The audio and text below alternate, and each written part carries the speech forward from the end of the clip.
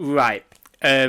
Before the movie starts, or all parts start, in quotations, I wish I would have known earlier that the movie that I made for part one, the audio was corrupted. I just had to edit, I just had to redo them all. And I've never nearly cried listening to my own voice. The first few parts are so bad. Oh my god, I cringe so bad. Oh, it's awful. I don't like it. Um, but yeah, if you want to listen to it, go for it.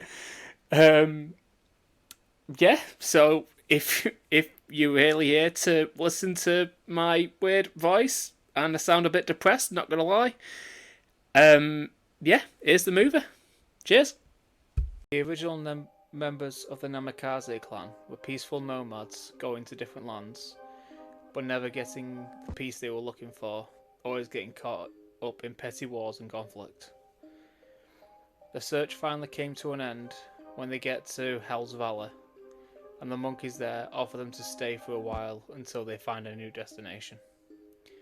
However, the Namikaze clan leader asked if they could stay permanently, as they were less likely to get into any kind of trouble or conflict or any kind of war there.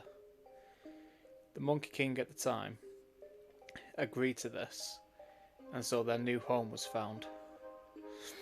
After a while, the younger clan members asked if the monkeys had anything they could learn, as they know that some children their age in other parts of the world train to become fighters and to become ninjas. The monkeys revealed that they do have some things from the humans that they picked up from being summoned from time to time. So they taught the kids about different jutsu and fighting techniques. Eventually, some of the older children were taught Monkey Sage mode, and after seeing how strong they become while using it, almost all of the clan learned how to utilise it perfectly. The clan of the perfect sages. After generations of members learning Sage mode, a change begins to happen. Some of the newborn babies were born with an inherent amount of nature energy inside of them, and some were even growing tails like the monkeys did. They seem to have a keen understanding when it comes to fighting and progress at a very fast rate compared to other humans. They were also very strong for children their age. After a few years, some of the members of the Namikaze clan splintered off to try and find some way they could better the world in the same way that the monkeys lived peacefully, so should everybody else. Eventually, a young man of the clan named Minato became the fourth Hokage and married Kushina Uzumaki. We skip to the night of Naruto's birth, and he was not born with his normal hair colour. He had jet black hair, and unlike Minato, was not born with a tail. Both of the parents were overjoyed to finally see their healthy baby boy, but as we know, this feeling doesn't last.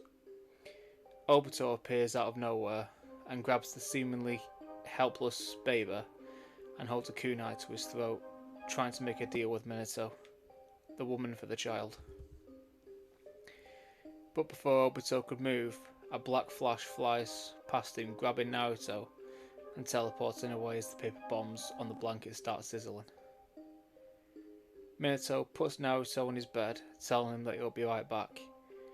He then goes after Kushina to stop the masked man from harming his wife, but it was too late. The Nine Tails was released, now under the control of Obito Uchiha. Minato grabs Kushina, takes her back to Naruto, and then, as the Hokage of the Hidden Leaf, leaves to battle the masked man. Not much really changes in the fight apart from it being over slightly faster due to Minato's new heritage in this timeline. Having Sage mode pretty much in his base form. We skip to the ritual to seal the Nine Tails, and while Naruto is crying, something strange starts happening. As his cries are getting louder and louder, a pale green aura starts circling Naruto. Minato at first assumes it is his chakra enhanced by nature energy, but it feels totally different. It feels more powerful than either. Minato proceeds to split the Nine Tails between them like in canon, and everything goes the same from here up until the first day of the Academy. On the very first day of the Academy, the class starts sparring matches on the first day, with Naruto and Sasuke fighting each other. Sasuke gets Naruto on the ground fairly easily, with his arm locked behind him, and every girl in the class chanting Sasuke's name. But before we call the match, Naruto starts getting annoyed at everyone chanting for Sasuke and starts resisting his hold. He starts pushing himself off the ground with his right hand, and with his left arm, he starts pulling down against the direction that Sasuke held him. Shocked, Sasuke lets go, jumps back and gets ready to attack Naruto. But when he leaps forward, Naruto simply grabs his punch and puts him in an armbar, using enough force to snap his arm in two. Sasuke, knowing that he has no choice, taps out, conceding the fight, but Naruto doesn't let go. He keeps pushing, with Sasuke screaming out in pain. Everyone in the class was shouting at Naruto to stop, but it was like he couldn't even hear them. There was no malice in Naruto's eyes, but neither was there anything else. Just rage at Sasuke for being better than him. Eventually, Iruka steps in, knocking Naruto out for the time being, while taking Sasuke to the infirmary. When Naruto came to, he couldn't remember what had happened, but was given the rundown by Iruka, who told him that he seriously hurt Sasuke. The next day, they all get to the academy, but everyone is shocked to see Sasuke's expression when Naruto entered the room. Sasuke was actually scared of Naruto. Naruto looked over towards Sasuke and felt an unbelievable amount of guilt for what he had done the previous day. He tried apologising, but Sasuke just told him that the next time they fight, he would make Naruto feel the same pain. Over the next few years, everyone in the class got stronger like normal, but Naruto was always one step ahead. In fact, several steps ahead sometimes. It was as if he learned while he fought, to the point of he could even hold his own against Iruka when Sasuke became too weak to even face Naruto.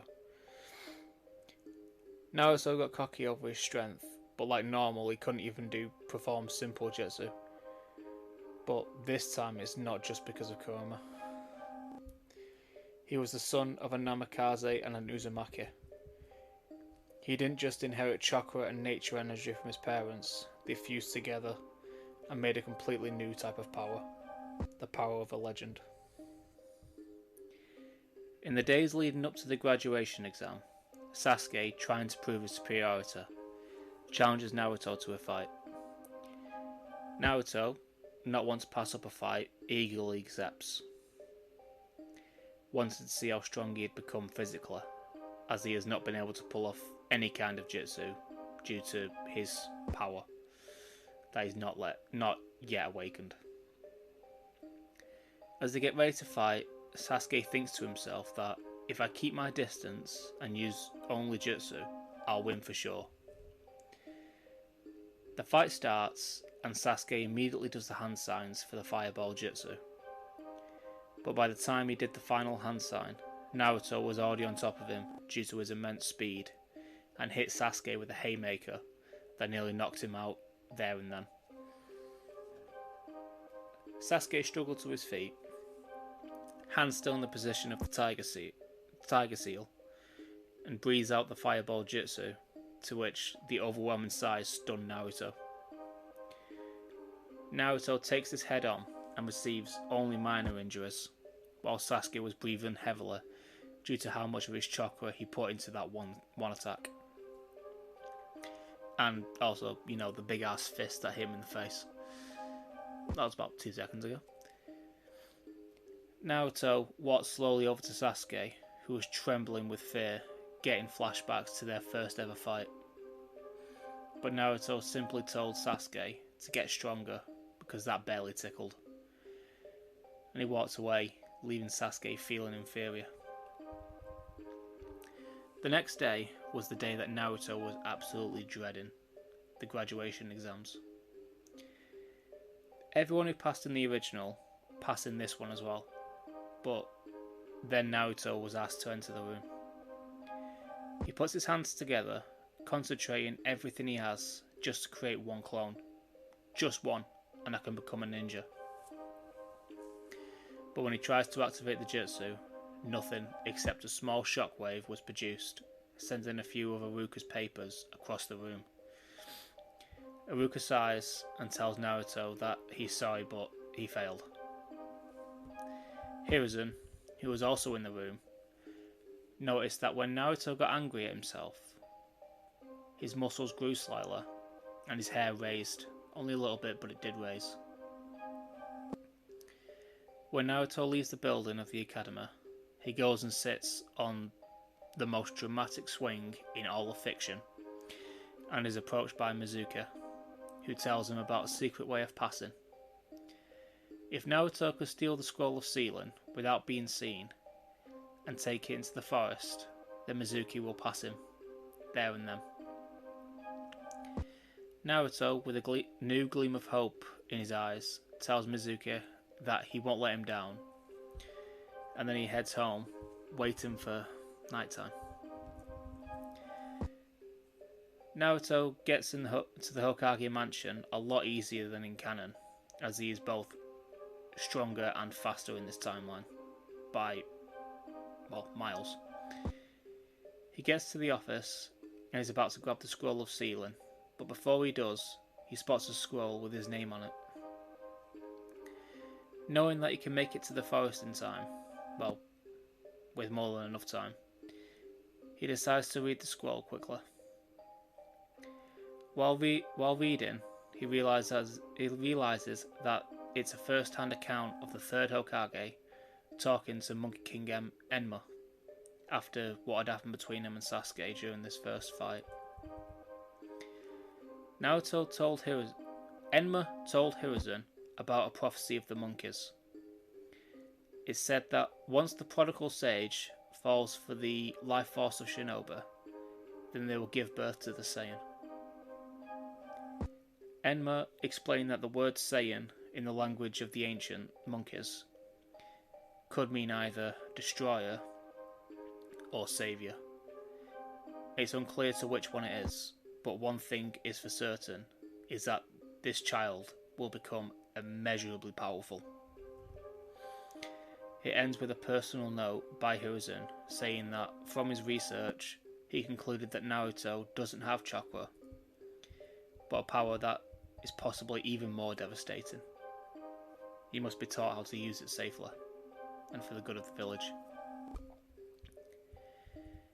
Naruto sat there for nearly an hour. His entire view on himself had changed after reading the scroll.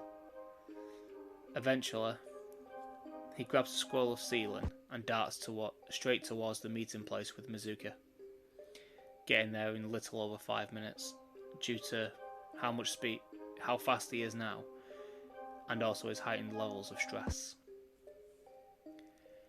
When he gets there, he opens the scroll, hoping to find something he could do. He takes a look at the Shadow Clone Jutsu and decides that he's going to give it a try, even though he now knows that he doesn't even possess chakra. He tries over and over again, but to no avail.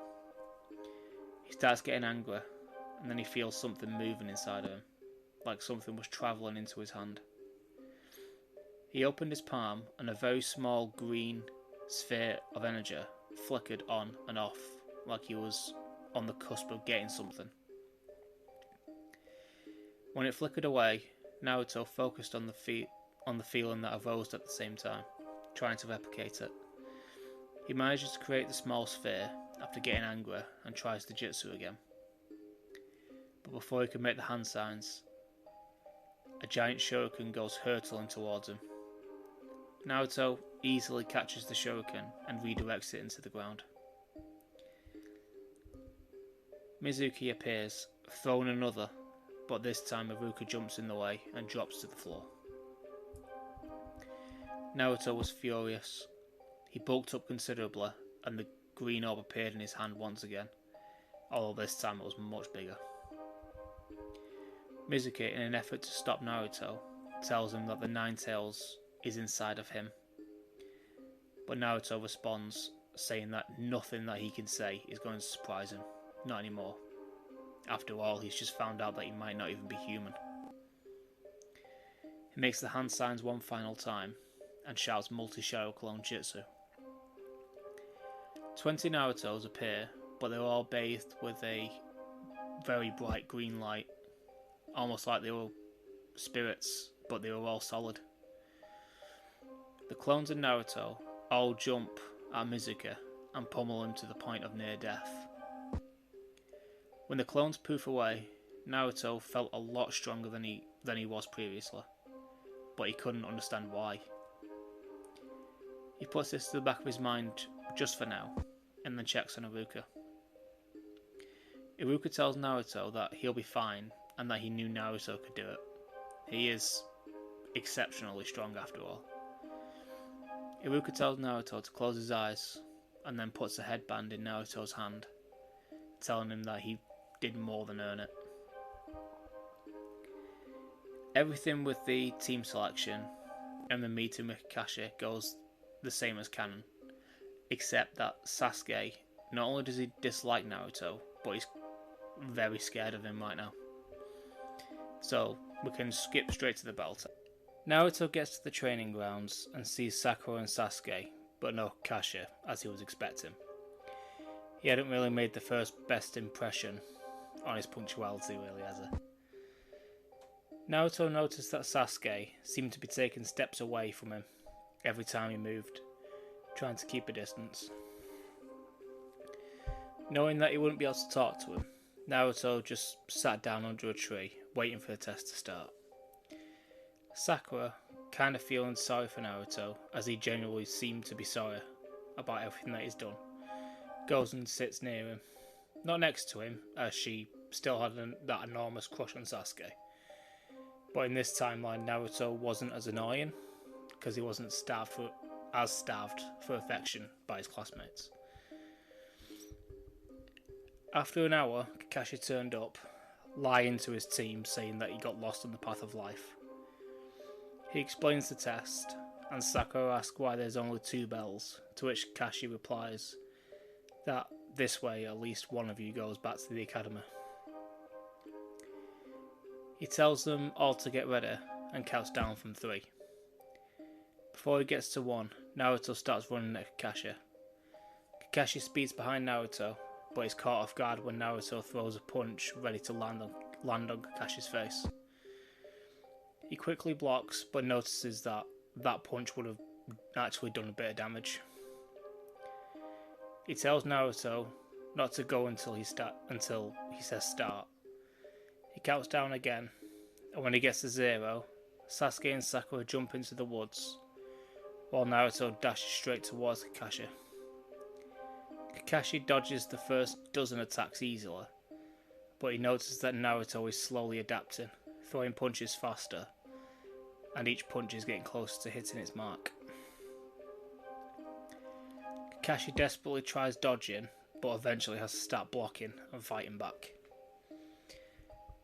The two of them get into a heated taijutsu bout while Sakura and Sasuke are watching from the woods.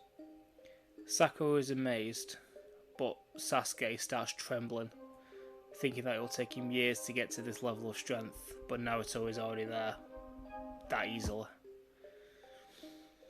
Kakashi jumps back, thinking that he'll have to start using jutsu in order to stop this seemingly unstoppable force.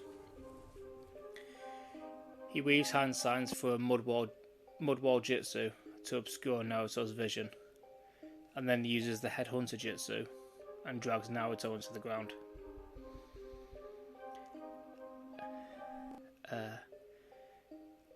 Kakashi, after successfully trapping Naruto, goes after Sasuke and Sakura. But before he could put Sakura under a genjutsu, he sees a strange green light and in the middle of the light was Naruto looking pissed off after being humiliated.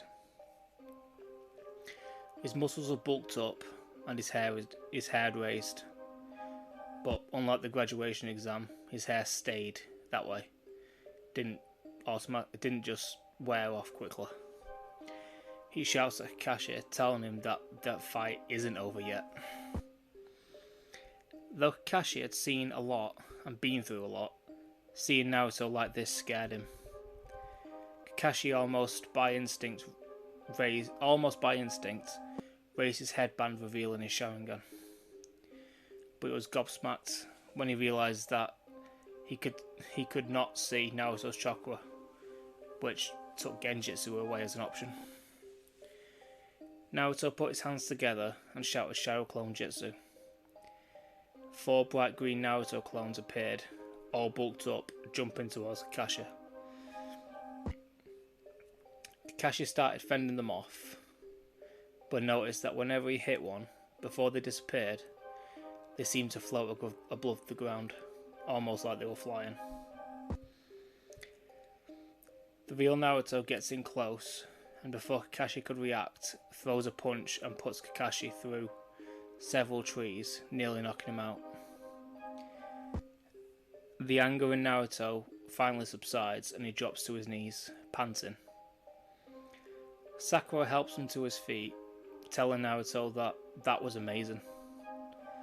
Sasuke, who had showed up just before Kakashi got smacked, nearly passed out from cerebral overload as he seen that Kakashi has a Sharingan and that it was completely ineffective against Naruto.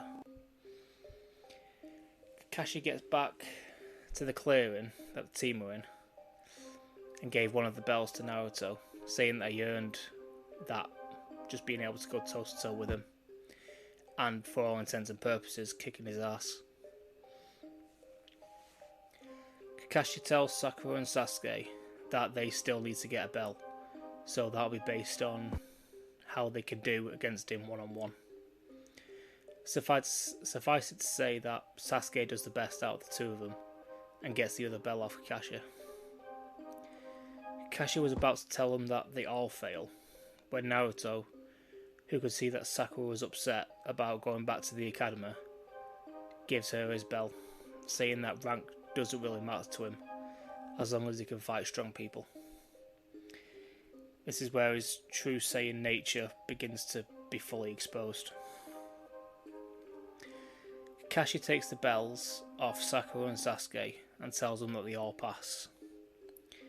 He explains the whole point to the exercise and says that even though she didn't fight, Sakura and Naruto have potential of being team players. He then turns to Sasuke and scolds him for not even trying to help them out, saying that he can't rely on Naruto to fight all the time. This got under Sasuke's skin, as he didn't think he needed to rely on anyone, but in actuality, he let Naruto and Sakura face Kakashi alone while he was staying at a distance, just because he didn't like Naruto. He tells Kakashi that it'll never happen again, and they all head off home, with Kakashi telling them that their first mission will start tomorrow.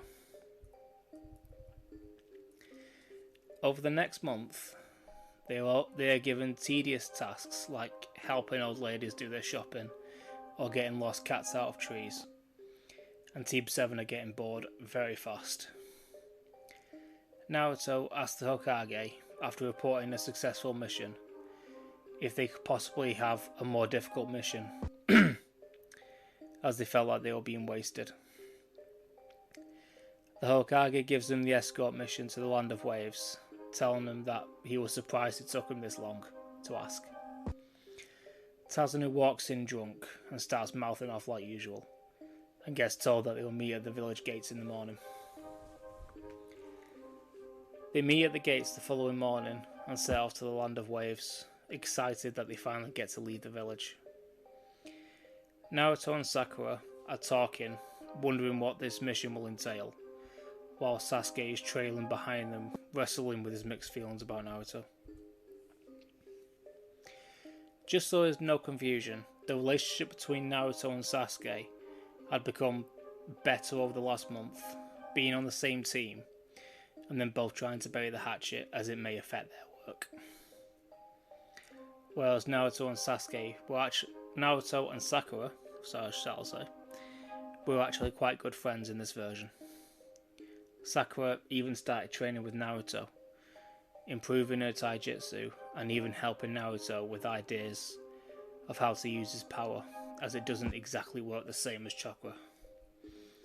I mean, you can still pull off some jutsu with it, but... After a few hours, they notice a small puddle on the floor, and two Chunin jump out trying to attack the group, although they were extremely outmatched. Sakura took one of them out with her signature haymaker, which had become miles harder over the last month, while Naruto showed the fruits of his experimentation with his own power. He opened his hand and pointed his palm towards the other demon brother, and a small green orb appeared in the centre and shot towards the Chunin, sending them through multiple trees, knocking them out cold.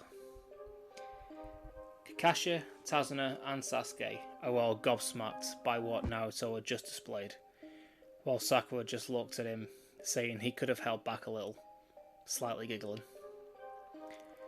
Naruto asked what that was, and Naruto explained that his power is different than chakra, and behaves differently. He called this odd power ki. Kakashi begins theorizing that may be the reason why my Sharingan doesn't work properly on him, and he also thinks that maybe his clones were actually flying because of this power. They continue down the road and eventually get to a big clearing alongside the lake, and suddenly a thick mist starts to fall over all of them. A few moments pass, then Kakashi tells them all to get down. A huge sword goes flying over their heads and lodging itself into a tree. They look up and see a man standing on the hill. The man says that he's surprised to see Kakashi, the copy ninja, here. The group asks who his man is, and Kakashi replies saying that this is the demon of the hidden mist, Zabuza Momochi. Zabuza dropped to the ground and ripped his sword out of the tree with one hand and tells Team 7 that if they don't want to die here, hand over the bridge builder. Kakashi tells Zabuza that the only person who's going to die here is you. He raises his headband, revealing his Sharingan, and gets ready to fight. But before he shoots towards Zabuza, he tells his team to protect Tazuna and asks Naruto if he can provide some long-range support. Naruto tells Kakashi that he can try, but he's still not as practiced with his abilities as he'd like. Kakashi smiles from under his mask, letting Naruto know just to do his best. Kakashi leaps towards Zabuza, Sharingan tracking and piercing into Zabuza's eyes. They start trading blows, astounding Sasuke and Sakura, who can hardly keep up, while Naruto can perceive the fight just fine, commenting that they're just getting started. Naruto keeps looking for an opening, but any chance he has a chance of hitting Kakashi, and that isn't an option yet. Sasuke and Sakura were both feeling sick to their stomach, with all the bloodlust and intent to kill being released from this battle. But both of them were shocked when they looked at Naruto, who was focused and somewhat smiling, like he was thrilled with the possibility of dying here. But in reality, he was excited that he might be able to take on Zabuza himself. Kakashi eventually gets caught in the water prison jutsu, like the original, and Zabuza makes a water clone to go after the 3 Genin and the bridge builder. Naruto takes on the water clone and turns it into droplets in 4 punches. Zabuza thinks to himself that this kid is pretty strong, so he infuses more chakra into the clones and sends them after Naruto, only targeting him. This put Naruto in a predicament as he didn't have any area of effect moves yet, So he made one shadow clone and they stood back to back, with both of their hands pointing towards the clones. Meanwhile, Sasuke and Sakura were coming up with a plan to get Kakashi out of the water prison. Naruto launched his ki blasts at the clones, completely dismantling them and giving the real Zabuza a sense of dread at what this kid had just done, thinking that attack resembled the rumours of the Rasengan. He shouts at Naruto, asking what attack that was, but before Naruto could respond, a massive shuriken goes past his head, going straight at Zabuza. Zabuza catches the shuriken like in the original, but like the original, there was another one in its shadow. He jumps over this one laughing, saying that they weren't going to stop him with a technique like that. But from behind him, he hears a girl's voice shouting, saying, "Thanks for teaching me this, Naruto. Thanks for teaching me this move, Naruto." Sakura had made a shadow clone that she learned of Naruto in the month of missions, and that clone was about to put a kunai through Zabuza's arm. Zabuza, with no option, pulls his arm out of the water prison, releasing Kakashi, and destroys Sakura's clone. He then sets his eyes on Naruto, seeing him as the biggest threat, as he not only took out his clones, but he was the reason that girl knew the Shadow Clone Jutsu. But before Zabuza could even land a blow on Naruto, Kakashi was there, with his fist pressed against the executioner's blade. Naruto took the opportunity and punched Zabuza back into the water, and Naruto jumped after him with quite a big ki blast in his hand ready to finish it. But at that point, a needle goes into Naruto's neck, knocking him out. Haku arrives and doesn't even try and lie to the team, as the jig is up before it even started. He picks up the beaten and battered Zabuza and gets out of there as quickly as possible. Kakashi, knowing that he's in no condition to fight a fresh opponent with unknown abilities, picks the unconscious Naruto up and asks Tazuna if there was some place they could stay for now.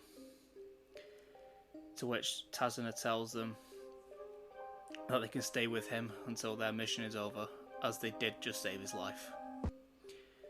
Sasuke is pissed, knowing that right now he is more useless than Sakura. Yes, the shuriken was his idea and he threw it, but everything else was done by the others while he just stood there. Naruto wakes up in the morning with a banging headache, as you would expect from being knocked out, and almost, very closely, nearly spamming a move that still needs a lot of practice.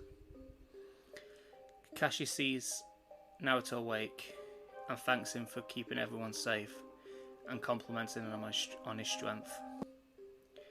Naruto puts his hand behind his head, slightly embarrassed, and says it was nothing, but I wish I could have fought him more. It was kind of fun. Kakashi says not to underestimate him, but then chuckles, saying that you'll get another pop at him. Kakashi tells Naruto what happened after he passed out, and that Zabuza will be back. He gives his team the tree walking exercise, which Sakura gets straight away like usual. Sasuke manages to stick to the tree, but only for a brief moment. But Naruto can't even stick to the tree, as the way it works is that person's chakra connects to the surface like a magnet, and Naruto doesn't have chakra. Sasuke smirks, thinking that he finally has something to hang over Naruto's head, as he can do it and Naruto can't. Kakashi takes Naruto to the side and tells him about his hypothesis. After seeing the clones floating, he thinks that Naruto might actually have the capability to fly. Naruto didn't even notice that his clones were floating during the bell test, and just starts pushing his power to his feet. Not as a steady stream, but a burst of power, which sent him flying up, but he came straight back down. Smiling, Naruto goes off into the woods to train on his own. After a few hours, Naruto manages to float a little, but not fully fly. However, he now knows the trick is to use his power and create a somewhat dome of ki under his feet and burst power from the centre of the dome, pointing in the opposite direction that he wants to go. But regulating the power at this point is still tricky. The next day, Team 7 head to the bridge with Tazuna, who had nearly finished the bridge. About an hour after they get there, the same mist as before descends on the group, only this time the group know that 2 fighters will be there. And sure enough, they see 2 silhouettes through the mist, Zabuza Momocha and a young boy. Naruto pushes his ki underneath him like he had been practicing, floated above the ground and darted towards the 2 ninja. Naruto throws a punch straight downwards into the ground, making a small crater, separating Zabuza and Haku by sending them into opposite directions.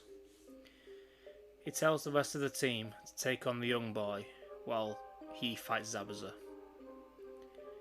Kakashi jumps in to help Naruto, but only as support, as he knows that Naruto is more than capable of fighting. Zabuza blocks Naruto's punch with his blade, but Naruto's fist just keeps going, straight through the sword, snapping it in two. Zabuza was terrified at the newfound strength this genin possessed. He started fighting more fiercely just to match Naruto, but each hit he landed seemed to do less and less damage, until Naruto just stopped and let Zabuza hit him, clearly showing his dominance in this fight. Meanwhile, Sasuke and Sakura were using their newfound technique to amp their speed and match Haku's, but even though it was a 2-on-1, Haku still had the advantage. Each attack that the genin landed was met with an even stronger and faster strike than the last, as Haku was noticing what was happening to Zabuza. Eventually, Haku gets tired of the dance, and seeing that his master was close to dying, threw Senbon towards Naruto, getting his attention, then trapping Sasuke and Sakura in the demonic ice mirrors. Naruto immediately rushed over, leaving Zabuza to Kakashi, trying to save his friends. But when he gets inside the mirrors, he sees Sasuke sacrificing himself to protect Sakura from the Senbon, and falling to the ground.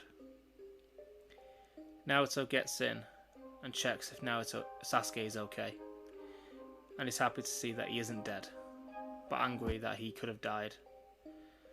This was Haku's plan, to draw Naruto in and overwhelm him with his near instant speed, going from mirror to mirror. And it actually works somewhat. Haku manages to injure Naruto a bit, and then goes for the killing blow, after seeing him nearly kill his master. But before the Senbon could hit Naruto, however, Sakura jumps in the way, the needle narrowly missing a vital point. She collapses to the ground, seemingly lifeless. This is more than Naruto can take.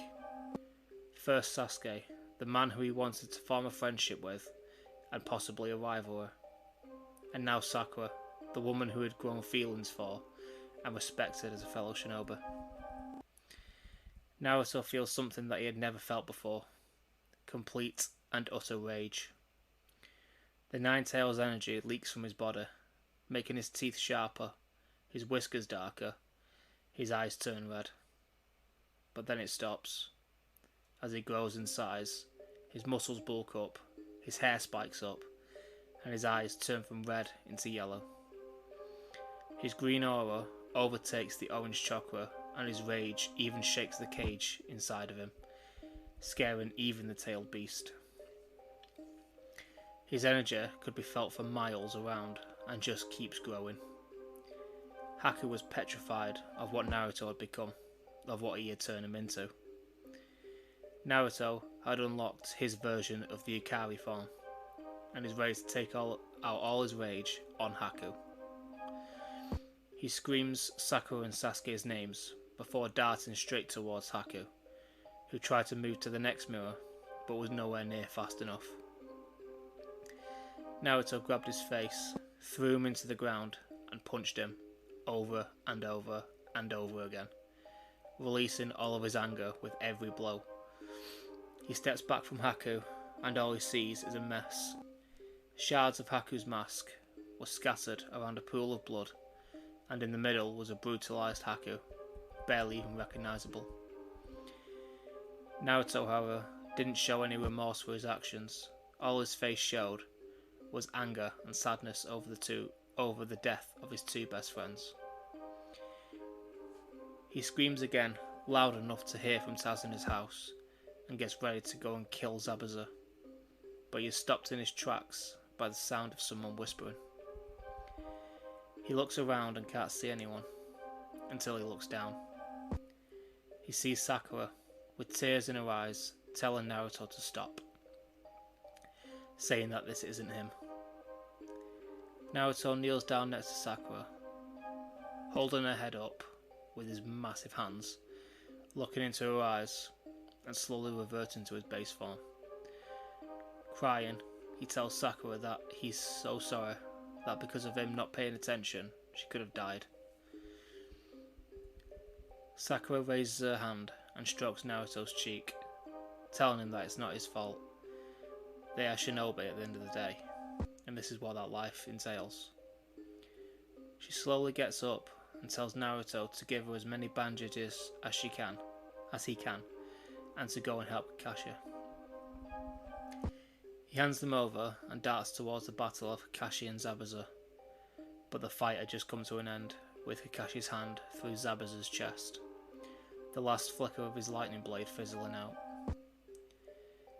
Naruto tells Kakashi that Sakura and Sasuke need help now, so they both rush over to help, but they see both of them sat on the floor, bandages everywhere and smiling at Naruto. Sakura tells Naruto that they should both be okay with a couple of days of rest, and Sasuke tells Naruto that he felt that tremendous power and he would like Naruto to help train him. But that will have to wait, as Gato and his thugs turned up on the bridge, demanding that Tazuna stops or they'll kill all of them. Naruto, walking over, and simply tells them to leave or it's all over for you. Gato laughs and sends his thugs in to attack, but they are all met with a massive explosion coming from a massive ki blast that Naruto had sent towards them, taking out about 3/4 of them. The rest either surrender or just jump off the bridge. Tazuna thanks them for everything that the Leaf Ninja had done for them, and decided to name the bridge the Great Naruto Bridge. Team 7 rest up for about 2 days in order to let Sakura and Sasuke heal, and set off back to the Leaf Village, with Naruto and Sakura getting a bit closer on the way back. When Team 7 get back to the village, they see the Hokage to report their success. Well, their mission success. The Hokage compensates the team for a high B rank mission and pays the bounties for Zabuza and the Demon Brothers. The team leaves with quite a bit of money in their pockets, and Kakashi stays and tells the Hokage about Naruto's terrifying power. It's at this point that Hiruzen tells Kakashi about the prophecy told to him by Enma.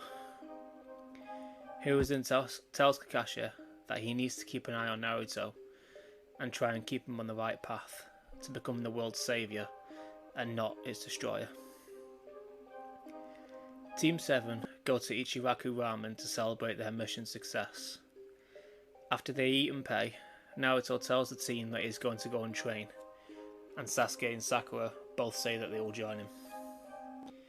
They go to the training fields, and Sasuke, feeling a bit left out, asks Naruto if he could teach him the Shadow Clone Jutsu, as he and Sakura already know it. So over the next few hours, they train using Shadow Clones against each other. Sasuke was adapting quite fast, as his Sharingan awakened after the fight against Haku.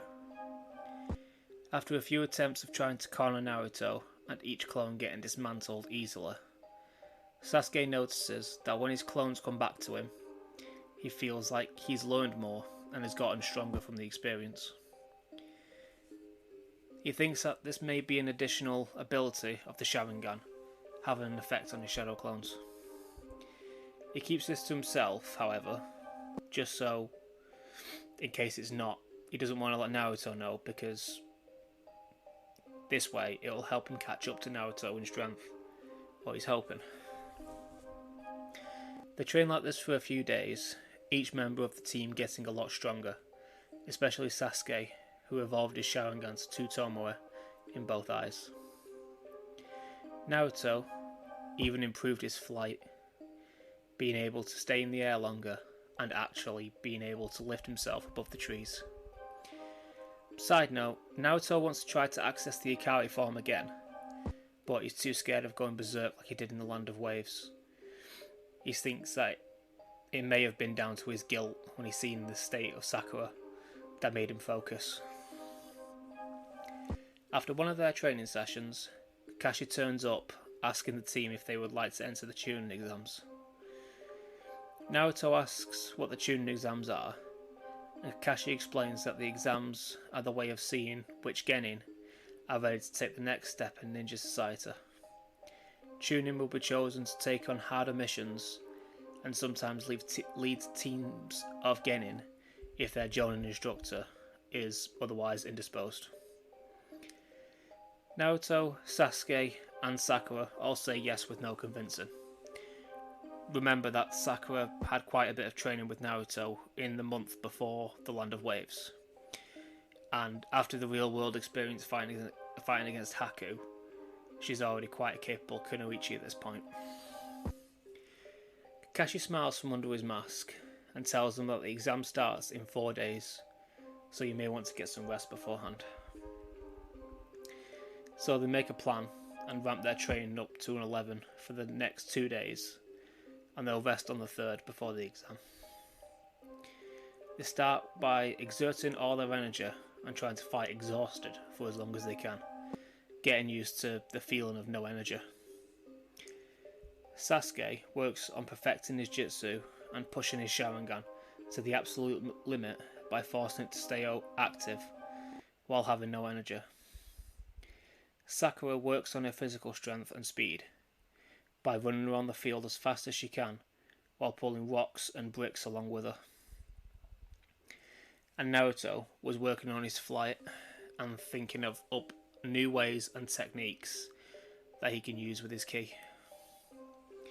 He comes up with a way of using his energy to deflect projectiles, but in its early stages it's only really effective against kunai and shuriken, and takes a lot of energy to maintain the ki barrier.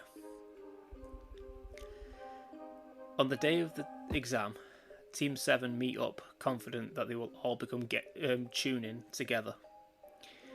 Naruto, leading the rest of his team to the room, doesn't even notice the genjutsu on the door, as it doesn't have an effect on him due to his lack of chakra, and heads to the open room where Rock Lee is waiting for them. He tells Naruto that he wishes to fight the genin who beat the Demon of the Mist while hardly breaking a sweat. Naruto smiles and accepts. Rock Lee will win if he can land a single blow on Naruto in 1 minute. If he can't land one, then Naruto wins. Rock Lee smiles and gets ready to fight.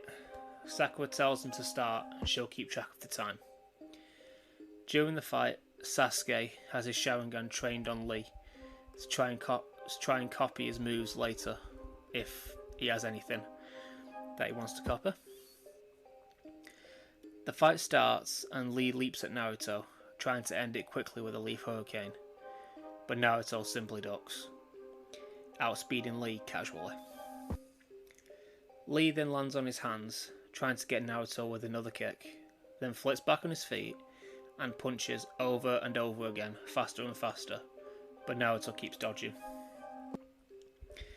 By this time, 50 seconds had passed, and Lee, desperate to win, tries to go for the primary lotus, but Naruto just rips the bandages open and throws Lee away after Sakura shouts 60. Naruto tells Lee that that was a good fight, but Lee was amazed by how bored Naruto seemed to be with Lee's speed. He tells Naruto that one day he will beat him, and then winks towards Sakura. But Sakura just steps closer to Naruto, as they have been getting quite close lately. They enter the room full of genin, and Naruto declares that Team 7 are going to be the ones to win the exam. A few genin laugh, but stop when they realise that he is in the bingo book for being the slayer of the Demon of the Mist, Zabuza. Naruto takes a seat against the wall and notices that a very strange, small boy with red hair is staring at him. He asks what his name is, and the boy replies that his name is Gaara. And then Naruto asks why he's staring at him, to which Gaara says that it's because he can feel Naruto's strength and it's unbelievable. Sasuke gets a bit annoyed at this, as Gaara seems to be ignoring him completely. After this, they all get called into the exam room, and the exam goes pretty much the same as canon. Naruto isn't any smarter, and doesn't have any techniques to help him cheat, so nothing changes. Anko then barges in, and tells them all to meet at the Forest of Death for the next exam. They arrive and each get their scrolls after Anko explains what they have to do. Before the gates open, Naruto and Sasuke notice a grass ninja looking at both of them with a weird hunger in her eyes. Before they can go over and ask what the hell is it she's looking at, the gates open with Anko shouting start. They enter, ready to face anything that comes their way. Team 7 start jumping through the trees. Well, Sasuke and Sakura do. Naruto just kind of floats over them. After a couple hours, they stop, as Naruto needs a piss. So he goes off to answer the call of nature. And while he's doing his business, a ninja tries to jump him for the scroll. I just realised that may be the crudest term for a penis I have heard for a very long time. The ninja throws a full power punch at Naruto, but Naruto just looks at him like he was no more than a fly landed on his shoulder. Naruto finished what he was doing and throws a punch of his own. Nowhere near full power, but it was enough to knock the ninja the fuck out. He searches the body and finds that he has the scroll they were looking for. Naruto exits the bushes, smiling, saying that they can just head straight to the tower now. Sakura asks what happened, but Naruto just says, I'd have run in with a fucking pervert. Sasuke suggests that they use some kind of password in case someone uses a transformation jutsu to try and trick them. He makes up some random bullshit like usual, but subtly puts Sakura into a small genjutsu, so that when he asks, when does a ninja strike, instead of saying the password, she instead transforms into Sasuke, giving undeniable proof of which one is her. And with Naruto, all he has to do is tell him to fly or shoot a ki blast, as he knows that no one in this exam, or maybe even the rest of the world, can do that. So they carry on for half an hour, heading straight towards the tower, when they all hear rumbling, coming closer and closer very quickly. Sasuke tells both of them that they need to run, but Naruto tells them not to worry, and that whoever it is, they can take him. Before Sasuke could argue, a giant snake races through, seemingly swallowing Naruto. But Naruto simply let out a small ki blast, which blew a hole straight out of the snake's stomach, with Naruto saying that was absolutely disgusting. Sasuke can't help but laugh, seeing one of the most powerful people he had ever known nearly throw up due to being covered in snake guts. Naruto asks if anyone has a cloth to wipe himself down with it, as it fucking stinks. But before either of them could respond, a voice echoes around them. The grass ninja from before appears, telling them that they just killed her pet, and now she's going to kill them. I say she, but we all know it's Orochimaru. Orochimaru lets out some bloodlust to paralyze them with fear. Sasuke and Sakura both freeze, fearing for their lives, but the opposite happens to Naruto. The thought of possibly dying in this fight, as he did seem strong, got his heart racing, adrenaline pumping, and a smile appears on his face. He tells Orochimaru that this is just making him excited. Orochimaru chuckles, saying that Naruto must be insane. Naruto leaps at Orochimaru and starts punching and kicking, but to Naruto's surprise, he was dodging them all with relative ease. Naruto starts thinking that this might be more fun than he thought, smiling wider, while Orochimaru is thinking that this kid may be slow, but if he manages to hit him, it's probably going to hurt quite a bit. Knowing that this could be potentially dangerous, even for him, Orochimaru uses a substitution jutsu to get behind Naruto as he was just about to land a punch, and he bites him on the neck, saying that this strength will come in very handy.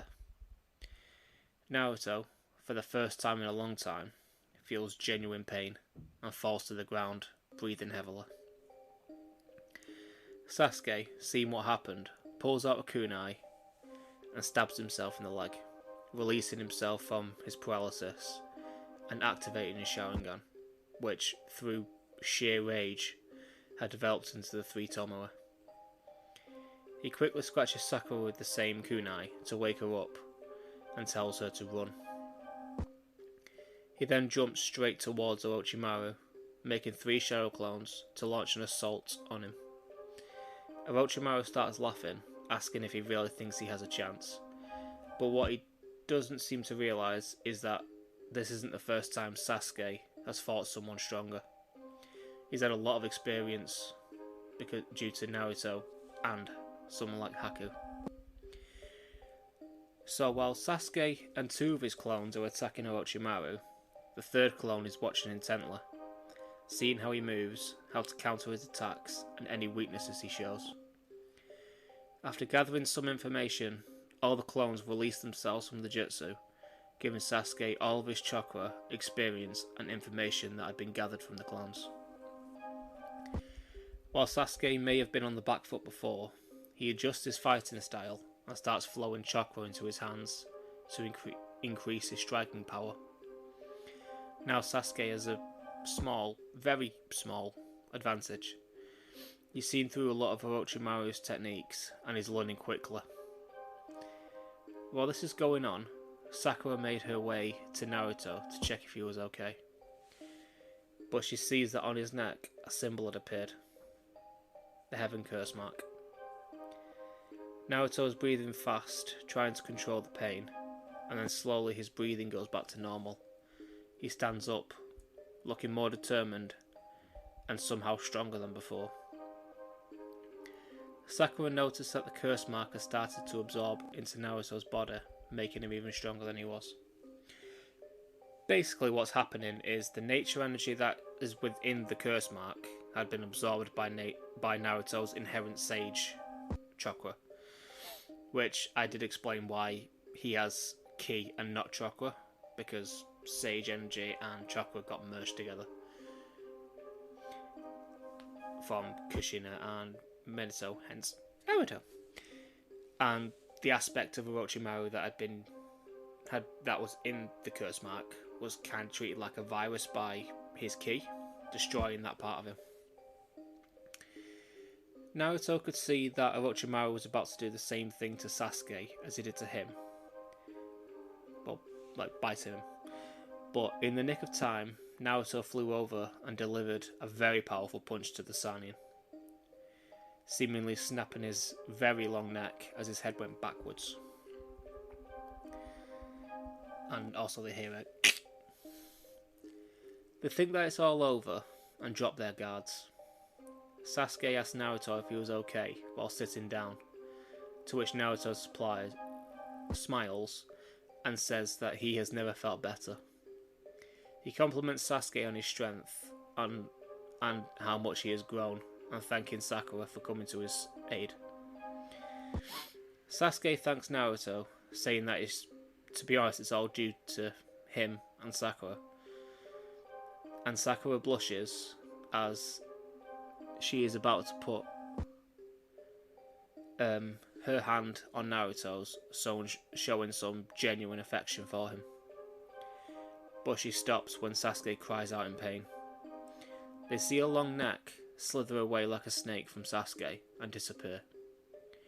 They check Sasuke's neck, and sure enough, the same mark that Naruto had appeared on Sasuke's shoulder. The Heavenly Curse mark. Devon find a clearing so that Sakura can tend to Sasuke, making sure he's okay, while Naruto stands guard, knowing that strange guy is still out there somewhere.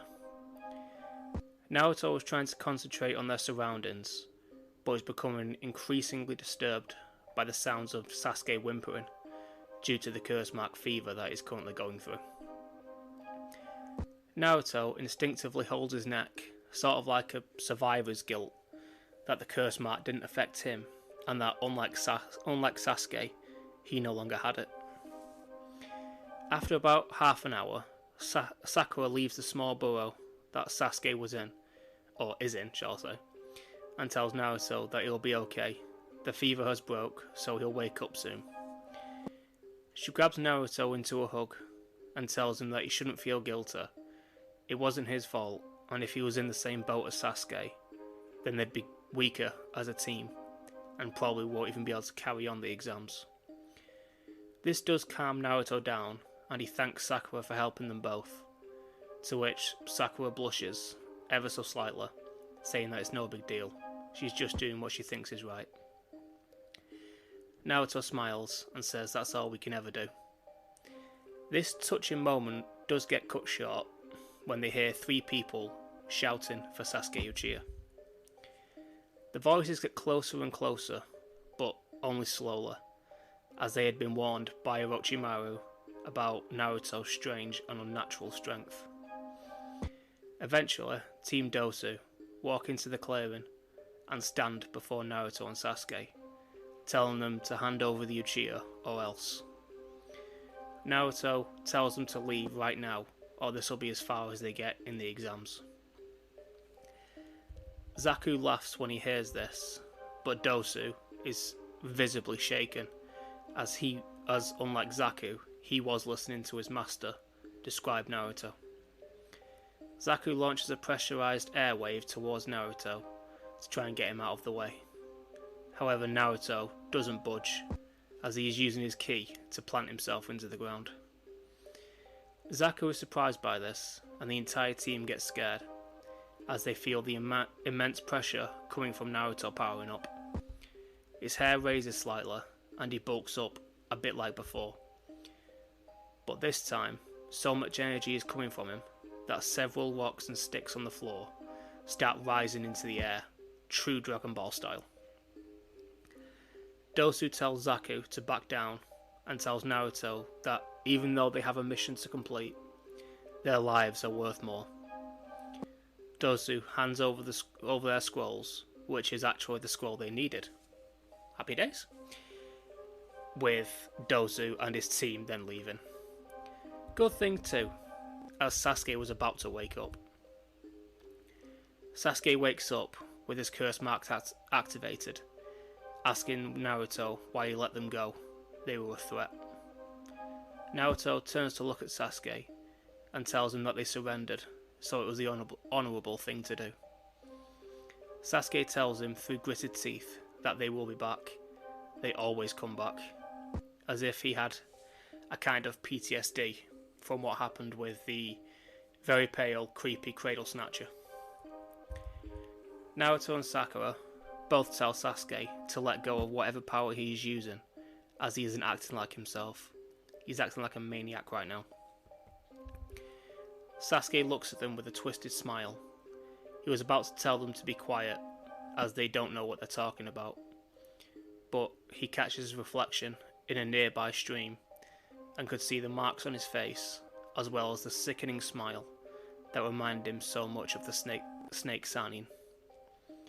Through some effort, he does manage to get the curse mark to recede, and drops to his knees, telling his team that he's sorry for the way he acted. Naruto smiles slightly, and tells him it's okay. He knows all about having a power that can't be controlled. Sasuke smiles a little, thinking that Naruto is right and is one of the only people that actually does understand. With both scrolls in hand, they head to the tower in the centre and make a very good time, getting in the building faster than any other team, just ahead of Gaara. Gaara and Naruto look at each other, and clearly there was some killing intent coming off Gaara, directed right at Naruto. Naruto gets excited again at the prospect of getting into a good fight, but Sakura grabs him by the hand, telling him that they need to focus on what they were doing. They open the scrolls, and Iruka comes out of them, telling Team 7 that he's proud of all of them for getting this far, to which they all smile, and Iruka tells them that they have some time before the next stage to get some rest. Team 7 enter one of the rooms as to get some rest, while Naruto, who was still wide awake, checks Sasuke's curse mark and sees if there was anything he could do. He channels some of his ki into the spot of the mark, where the mark is, and something quite interesting happens. A very small, bright green barrier forms around the curse mark, sealing it even more effectively than Kakashi did in canon. Naruto tells Sasuke to try and activate it again, as hopefully it shouldn't be a problem anymore. Hesitantly, Sasuke activates it, and to his surprise, his mental state doesn't change, and he feels a lot stronger than he did before. With a closer look, the black marks that cover his body have taken a very slightly green tint. Sasuke tells Naruto that he feels strong and he can't explain the power he feels. They conclude that due to the barrier mixing with the curse mark's activation, they inadvertently gave Sasuke access to a very small amount of ki. After a while, other teams start turning up. None of the Hidden Leaf teams are the least bit surprised that Team 7 got there before them. After all the teams get into the tower, the proctor for the preliminaries comes and leads them to the next stage. The Hokage stands there waiting for them, and tells them that too many have passed this stage, so before the third stage of the exam, they will have a preliminary round to see who makes it to the finals. I'm going to go over the 3 fights that I'm actually going to go over quite quickly, as I don't want to make this part too long. Firstly is Naruto versus Kiba. Every time Kiba or Akamaru try to attack, they immediately jump back, knowing that whatever way they attack from, they're going to lose. This goes on for a few minutes, but eventually, sweating, Kiba just gives up, telling Naruto that he knows he will lose no matter what he does. Naruto accepts his surrender, but also tells Kiba that if he wants to become strong, you have to fight with all you've got, even if you think you will lose. To quote Telltale Games, Kiba will remember this. Next is Sasuke, who is able to use Jutsu in this timeline due to the ki barrier blocking Orochimaru's influence feeding from his chakra. In a quick and easy manner, he defeats the Sound Shinobi with one big fireball jutsu. And lastly is Sakura versus Ino. Bear in mind that in this scenario, Sakura is already a capable shinobi and has had a hand in many of the fights up until now, getting some very valuable fighting experience. She uses the Shadow Clone Jutsu and uses a smoke bomb to conceal her position, swapping places with one of her clones. They all run out of the smoke, and Ino tries to use her mind techniques, but to her dismay, she tried it on a clone. The real Sakura hits Ino with a huge haymaker, knocking her out and winning the fight. Rock Lee still gets his leg crushed, and Hinata still gets beat by Neji. but he doesn't go through with the final move that could have potentially killed her, as he can see that Naruto is staring straight towards him, which makes him very nervous, as he can tell that Naruto, is immensely powerful, but he can't see his chakra. Little does he know that Naruto, in this timeline, doesn't have any chakra. The Hokage tells them that now that the preliminaries are over, they have a month to train, and dismisses them all. With 1 month to train, and already knowing who they will be fighting, all of the Genins seek out their own form of training. At the end of this part, I will be explaining who will be fighting who, as it is randomed this time. Sasuke goes to train with Kakashi like usual, and will see more significant increases in power due to his newly powered up curse mark by Naruto and his 3 Tomoe Sharingan. Sakura seeks out training with Kurenai and also Anko, as she is naturally gifted with Genjutsu, and Anko I think would be a good choice to work on her physical strength. Naruto, on the other hand, chooses to train on his own, despite Sasuke asking if he wanted to come with him and train with Kakashi. But Naruto knows that his training may be limited due to split concentration between him and Sasuke, and they'll obviously be training with chakra, and yet again, Naruto doesn't have that. So Naruto goes deep into the forest to test what he is truly capable of now, and channels a lot of ki into his hand, trying to manipulate it into a shape other than a ball. He makes a somewhat spiked ball, which does increase the piercing power of the ki blast. Naruto smiles, thinking that he hasn't even scratched the surface of what he could possibly do. He goes to the bathhouse to relax and think up new techniques, as some of the best ideas do happen while you're in the bath after all. While he's walking, he notices a pervy old man peeping into the girls' baths. Naruto was just going to ignore it, but he could hear him being a creep under his breath, saying, "Oh yes, this is going to be great for my research. Let's go straight in my basket." Naruto walks up to the man and grabs him by the shoulder, with the old man turning round, about to scold him for interrupting his research. But as soon as Jiraiya sees Naruto, he knows exactly who he is. Jiraiya looks at him and tries to play all this off by saying that, well, he got bored waiting for Naruto, so he needed a distraction. Naruto was about to shout at him, saying, "You're perving on the girls," but instead asks why the guy was waiting for him. Jiraiya then tells him that he has heard of Naruto's weird power and is quite intrigued by this and would like to train him. Naruto tells Jiraiya that he doesn't have chakra, so what makes him think he has anything that will help him. But Jiraiya just says, "Well, that's the fun part, I don't know," with a slight chuckle.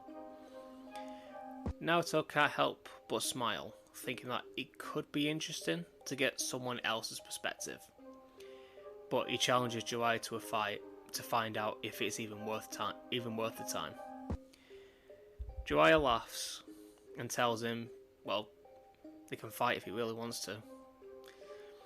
They go to the same forest that Naruto was in before, and some of the trees have been cut down and others have been completely destroyed. They start to fight, and it's clear right away that Jiraiya is far ahead of Naruto's base form. After a while though, Naruto starts to adapt and get stronger. His attacks become a lot sharper, up to the point where he can actually get a few licks in on Jiraiya. Jiraiya is incredibly impressed by Naruto's adaptive abilities and decides to push him further. Jiraiya uses more power and once again takes a massive lead on Naruto. Naruto was having a lot of fun with this fight, but Jiraiya has heard about Naruto and the way he goes berserk sometimes and thinks that he may end up doing that soon. So he uses a low powered Rasengan to knock Naruto down, winning the fight. Naruto gets up and asks Jiraiya what the hell he just hit him with, and he explains that it's a high A rank jutsu called the Rasengan. This makes Naruto curious and admits that Jiraiya really must be a legendary shinobi, having a move like that. Naruto accepts being trained, and they head into the mountains to train for the next month. They go over what Naruto can currently do, and Naruto tells Jiraiya that he can use the Shadow Clone Jutsu, but for some reason they're bright green, the same colour as his ki. Jiraiya ponders about this and then hypothesizes that Naruto can use some jutsu, but maybe the jutsu have a slightly different effect.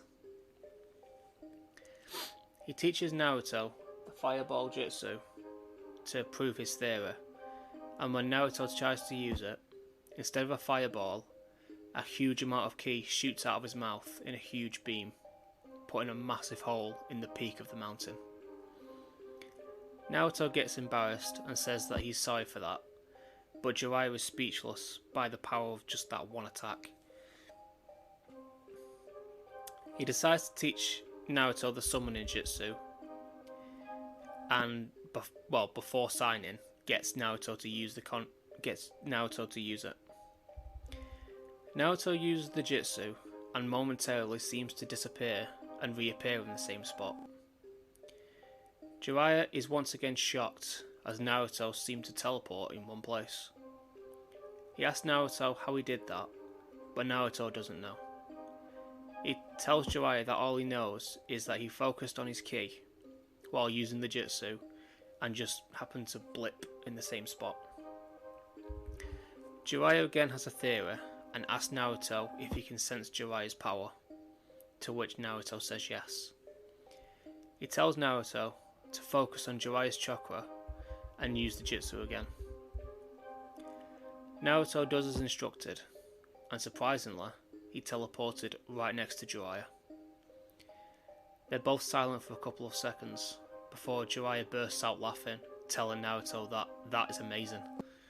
I told you this would be fun. Naruto starts laughing as well, thinking that Jiraiya is also an amazing teacher to be able to pull that out of him already. Jiraiya pulls out a small scroll and tells Naruto to use the jutsu on the scroll, not focusing on anyone's power. He does as instructed, and the summoned circle appears on the scroll. Jiraiya asks Naruto to push his ki onto the scroll while focusing on Jiraiya once again. And yet again, Naruto teleports to Jiraiya's side. Pleased by this, Jiraiya takes the small scroll and wraps it up and makes a kind of small wristband out of it, putting it around Naruto's arm, so now he has a very fast and a very effective form of teleportation. Basically, it's a makeshift instant transmission, which is what they call it, instant transmission, because they've got to get that in there somewhere. Jiraiya decides now isn't the time to have Naruto sign the Toad Scroll, as they don't know what will happen. It could end up being dangerous for the Toads not knowing the effect of it. They spend the rest of the month working on Naruto's offensive capabilities, including his taijutsu, and refining his moves like his mouth beam, as well as Naruto gaining a lot more control over his ki, able to now use it as a blade over his hand. Yeah, if you can't tell, Naruto is kind of OP at this moment. Jiraiya tells Naruto that he is probably able to rival a high-level Jonin right now, which fills Jiraiya with a lot of pride in his guts. He tells Naruto to go and get some rest for the next day, as the next day is the day of the exam. So Naruto flies home, literally in this timeline, and gets ready for the next day, knowing that he will come out of this exam as a Chunin for sure.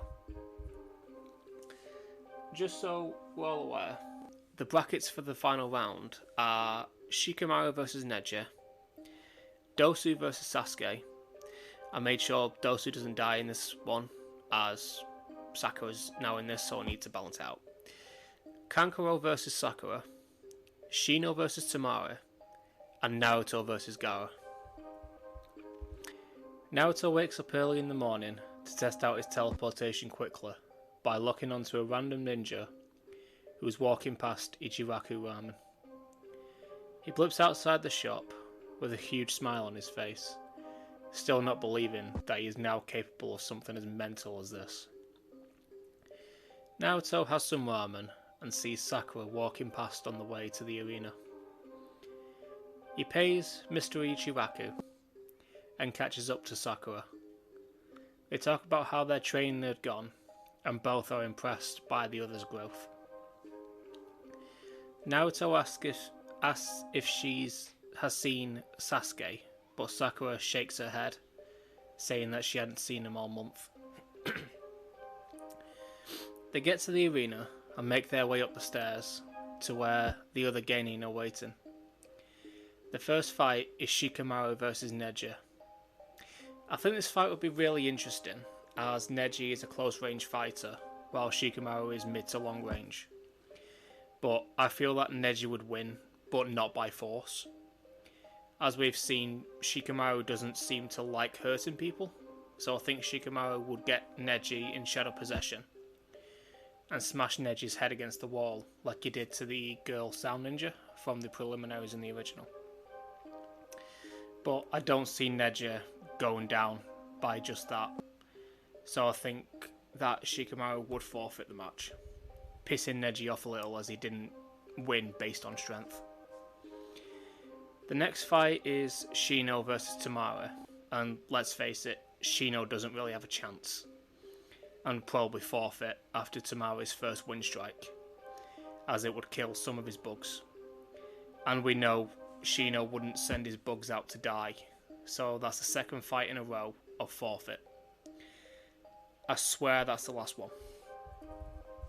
Don't worry. Next is Sakura versus Kankuro. The two of them get ready to fight, with Kankuro unhooking his puppet from his back, and Sakura putting her gloves on, ready. The proctor tells them to start, and immediately Sakura uses a smoke bomb, just like she did in the preliminaries, and sends 3 shadow clones to distract Kankuro, just like she did with Ino. But Kankuro was watching that fight and ignores the clones and sends his puppet straight towards the smoke, knowing that the real Sakura is in there. He knocks Sakura out of the smoke and unconscious, announcing that he won the fight. But a chill goes down his spine as he hears a voice behind him saying a ninja must see through deception. The real Sakura throws a massive punch to the back of Kankuro's head, knocking him out and winning the fight. Naruto gives her a thumbs up with a huge proud smile on his face. Sakura goes back up to the stands, telling Naruto that he better win his fight. But Naruto's fight will be put back as Sasuke had just arrived, and now it's time for his fight. Let's face it, with Sasuke's improved speed and somewhat knowing about Dosu's abilities after he fought Choji, it's not a fair fight. Sasuke just wins hands down. But for context, he speeds around Dosu, avoiding his sound attack, and using Lion's Barrage after knocking Dosu into the air and planting him into the floor. Pretty much no need for his chakra at all. Next up is Naruto versus Gaara, and both of them seem to be excited, but both for two different reasons. As Gaara just wants to kill Naruto, while Naruto just wants a good fight and to show off his abilities. Before the fight starts, Naruto looks up towards the stands, and to his surprise, Jiraiya this time stayed in the village and is now making his way to the Kage stand. Orochimaru, who is transformed into the Kazekage, is now really nervous, seeing that Jiraiya is also here. The fight starts, and Gaara doesn't hold anything back. He unleashes all of his sand, sending it all towards Naruto. Naruto dodges the sand strikes quite easily, and closes in on Gaara faster than he was expecting, punching him to the other side of the arena, and breaking some of his sand armor away at the point of impact. Gaara gets back up and makes a spear out of his sand, sending it towards Naruto, who simply catches it, sending it back towards Gaara. But Gaara stops it in midair. Knowing that Naruto is a major threat, he creates his sand dome and begins to let Shikaku out. The Hokage notices and feels some powerful chakra coming from within the dome and realises that it's probably from a tailed beast, and he's about to signal his Anbu to go in, but Jiraiya grabs his hand and tells Hiruzen to just watch what happens next. Hiruzen doesn't understand, but he continues watching, and to everyone's shock, Naruto disappears from their vision, and the next thing they see is Gaara go flying out of the dome, with Naruto standing inside of it now broken. At the same time, the Sound and Sand Shinobi start attacking, knowing Gaara was about to transform. Gaara transforms to his semi-Shikaku state and busts out of the arena, with Naruto flying after him. Sasuke and Sakura don't follow, knowing that Naruto is more than enough to stop him from going any further with his plan. And either way, they're needed there. They get deep into the forest before stopping and continuing their fight.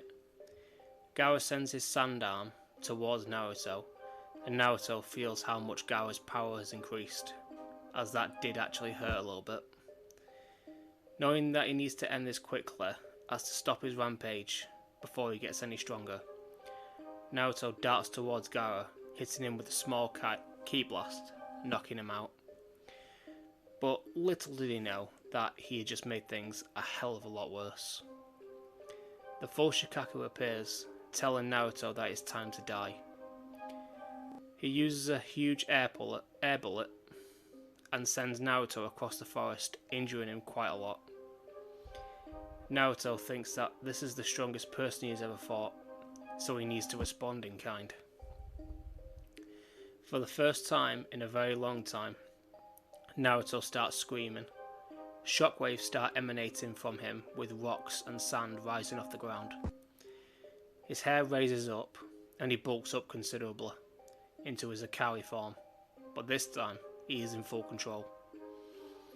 He darts towards Shikaku and begins to punch him over and over again, pushing him further away from the village.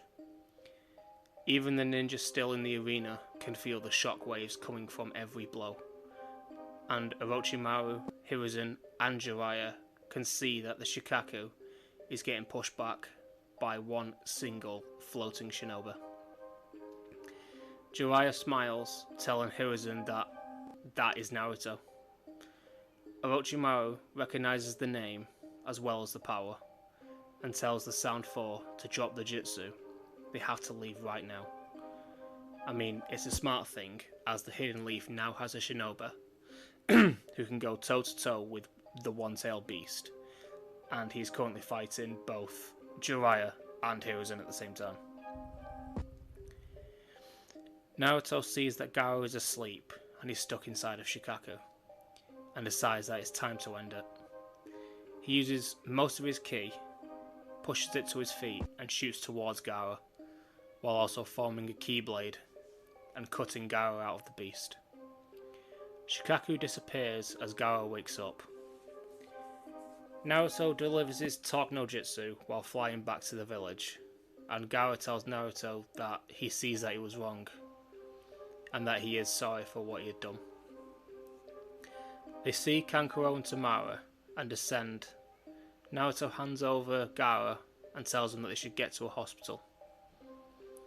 They thank him for bringing their brother back, and Naruto flies off, back to Sasuke and Sakura, who both tell him that it's all over, and the power coming from Naruto is truly unbelievable.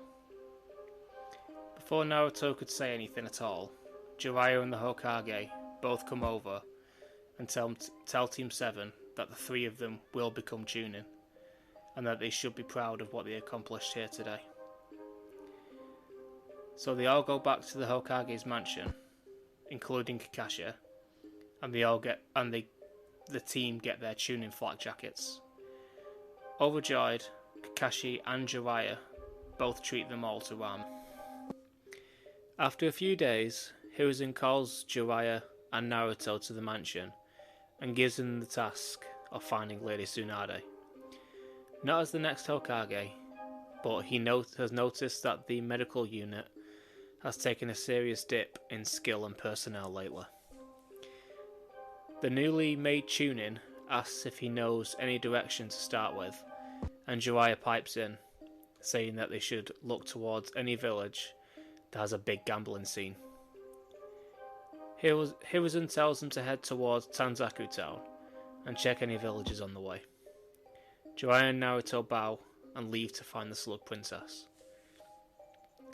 On the road, Naruto asks Jiraiya if he has any other ideas for techniques he might be able to use, to which Jiraiya thinks it's finally time to see how Naruto's energy works with the Rasengan. Jiraiya teaches Naruto all the stages of the Rasengan as a sort of crash course, and Naruto tries to replicate this move, which is easier in this timeline than it is the original. However, when Naruto tries it, it looks different. The rotation isn't inside of the ball, but instead small beams of energy circle around the orb, shooting around it, essentially making a fairly different move. He uses it against a tree, and when he thrusts his hand forward, the beams around the orb shoot forward, making a small beam destroying several trees in a row. Jiraiya laughs, saying that Naruto never ceases to amaze him. He notes that maybe they should call that move the Rasengan Wave, but Naruto will come up with a proper name sometime in the future. In other words, I don't actually have a name for that move, so feel free to suggest a name in the comment section, and I'll pick whichever one I like most. They arrive at a village, and Jiraiya tells Naruto to find a hotel and wait there whilst he looks around for any information on Tsunade. Naruto goes to the hotel, gets a room, and sits on the bed meditating, knowing that it's helped him control his power and his emotions in the past, so it's probably best to keep at it. After a few hours, Naruto hears a knock at the door. Before opening the door, Naruto gets curious, as he can feel not one, but two very high powers behind the door, and one of them feels eerily close to Sasuke's. Naruto opens the door and sees two people dressed in black robes with red clouds. One had a sword, while the other had a Sharingan. Now Naruto knows why he feels similar to Sasuke. This must be his brother, Itachi.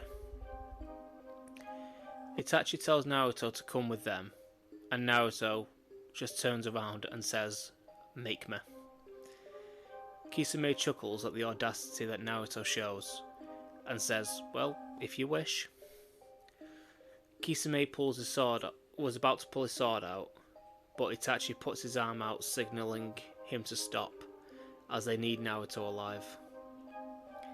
Itachi tries to put Naruto into a genjutsu, but is shocked that even though Naruto is staring right into his eyes, Itachi's genjutsu is having no effect on him. If anything, Naruto just smiles. He uses instant transmission, teleports to Kisame's side, and kicks him down the hall. Kisame blocked with Samihada, but he realises that Samihada didn't absorb any chakra, meaning this kid is most likely using another kind of power. Naruto somewhat mocks Kisame, saying, well, seems you're catching on. This pisses Kisame off.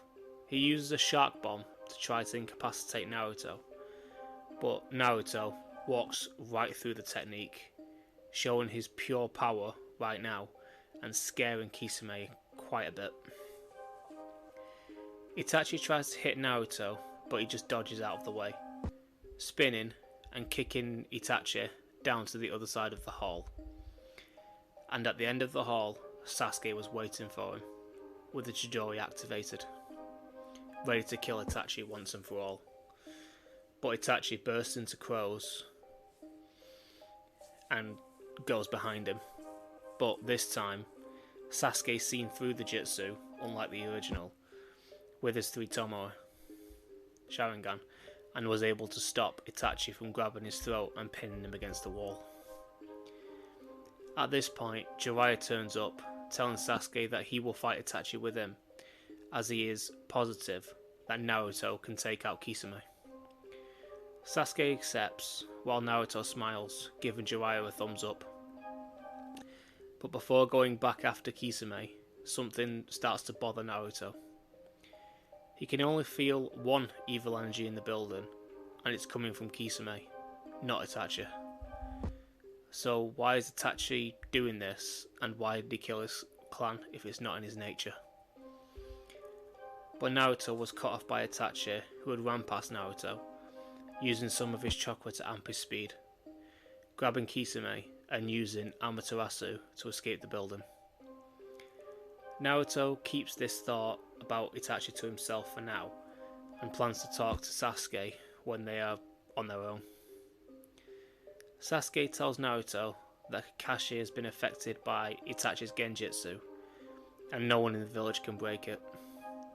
He thinks Tsunade is the only one who can. Naruto tells Sasuke that they are setting off to the next village right now, but Sasuke doesn't join them, as he has his own stuff that needs doing right now.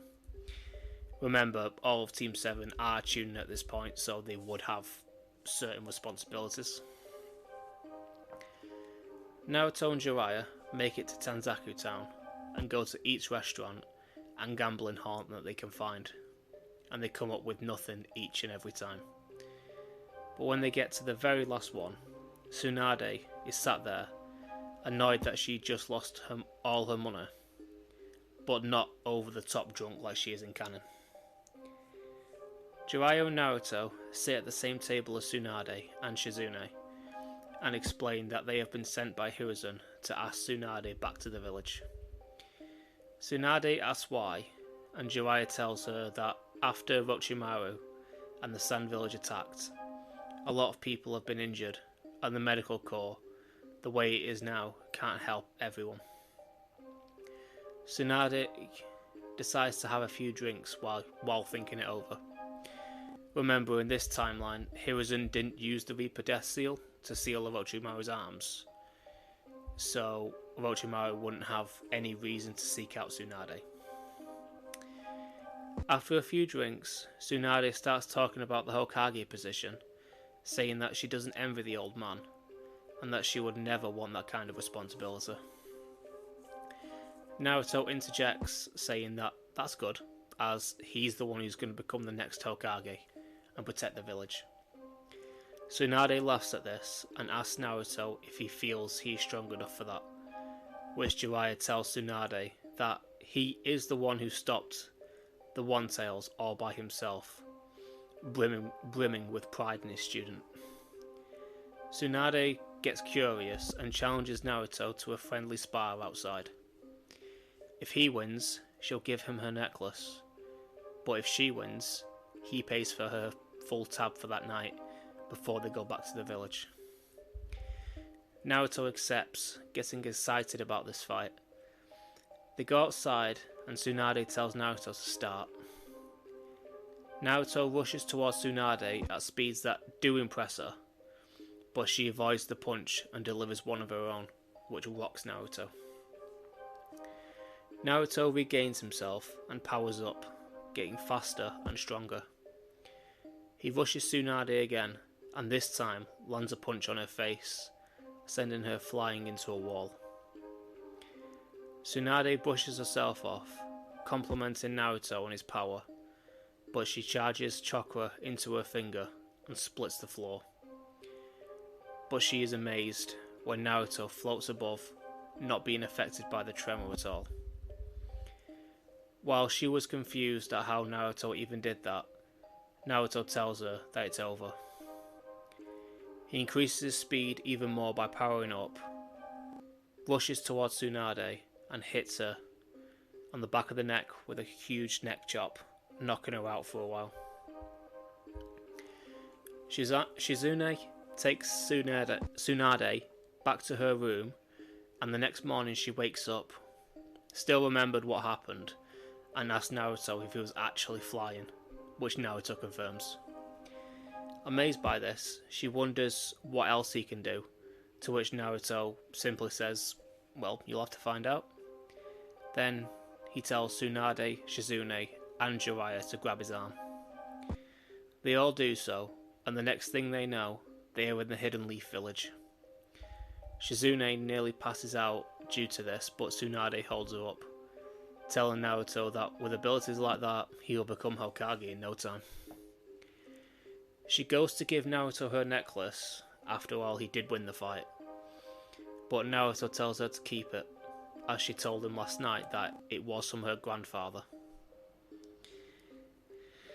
They go to seek Kakashi and Lee, and both are healed successfully, with Tsunade telling Lee to stay off his feet for a while.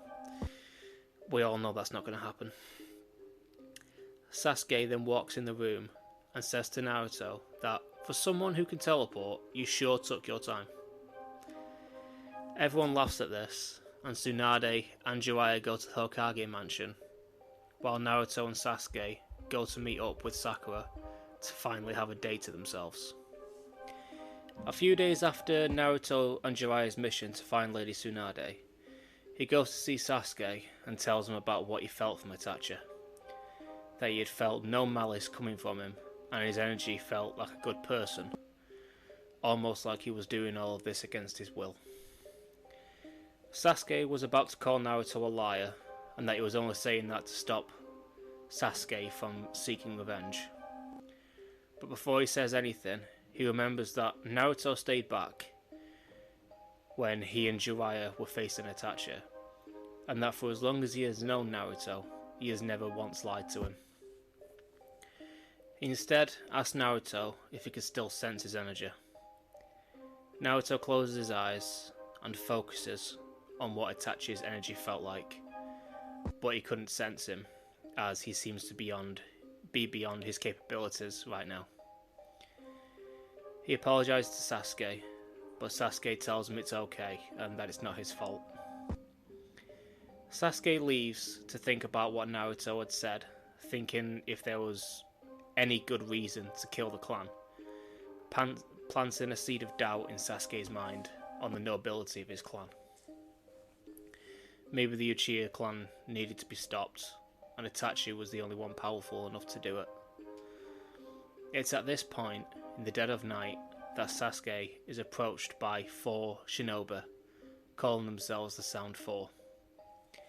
They tell Sasuke that Orochimaru has asked you to come to him. He will give you power enough to take revenge on your brother. He can make you stronger than anyone. But Sasuke presses X on the Xbox remote and doubts that, knowing that the strongest person around currently is Naruto when he uses his Akari form. He tells the ninjas to go back to Orochimaru and tell him to crawl into a hole and die. But at that moment, Ukon bonds to Sasuke and chokes them both to the point of him passing out. They grab Sasuke and head out of the village towards Orochimaru's hideout. The next morning, Naruto wakes up and heads out, finally having gotten up the nerve to ask Sakura out. But he is surprised and slightly shocked to see that Sakura is actually running towards him to tell him the worst news. Sasuke has been taken by Orochimaru. This visibly pisses Naruto off. He tries to sense Sasuke's energy, and this time he can sense him, but they are moving very quickly. Naruto starts flowing ki into the seal on his arm and teleports in the same spot. Sasuke's energy has disappeared at the very moment, stopping Naruto from catching them too easily. Naruto tells Sakura to go and find some people to follow him. He's going to chase the ninjas that took Sasuke. Naruto flies off, making a fairly big crater in the floor, as he is using all of his ki to speed up to unbelievable levels that he's never reached before. Naruto can sense 4 energies, and could tell that he's getting closer and closer with every second. But two other energies joined the group. A very strong shinobi with odd energy, and one that made his blood boil with rage. Orochimaru has joined to make sure he gets Sasuke. Knowing that Sasuke may disappear forever, Naruto teleports to one of the energies, the energy of Jirobo, taking him out with one blast. And before the others can react, he uses a mouth beam to take out the other members of the Sound Four before they can even transform. Now Naruto is facing down Kimimaro, as Orochimaru has taken the barrel, which is the reason why Sasuke's power disappeared from Naruto's radar, and has run to get away from Naruto, knowing how powerful he is. Kimimaro transforms to his second stage straight away, and makes a huge bone sword, trying to take Naruto's head off, but Naruto simply grabs the sword, snapping it in two.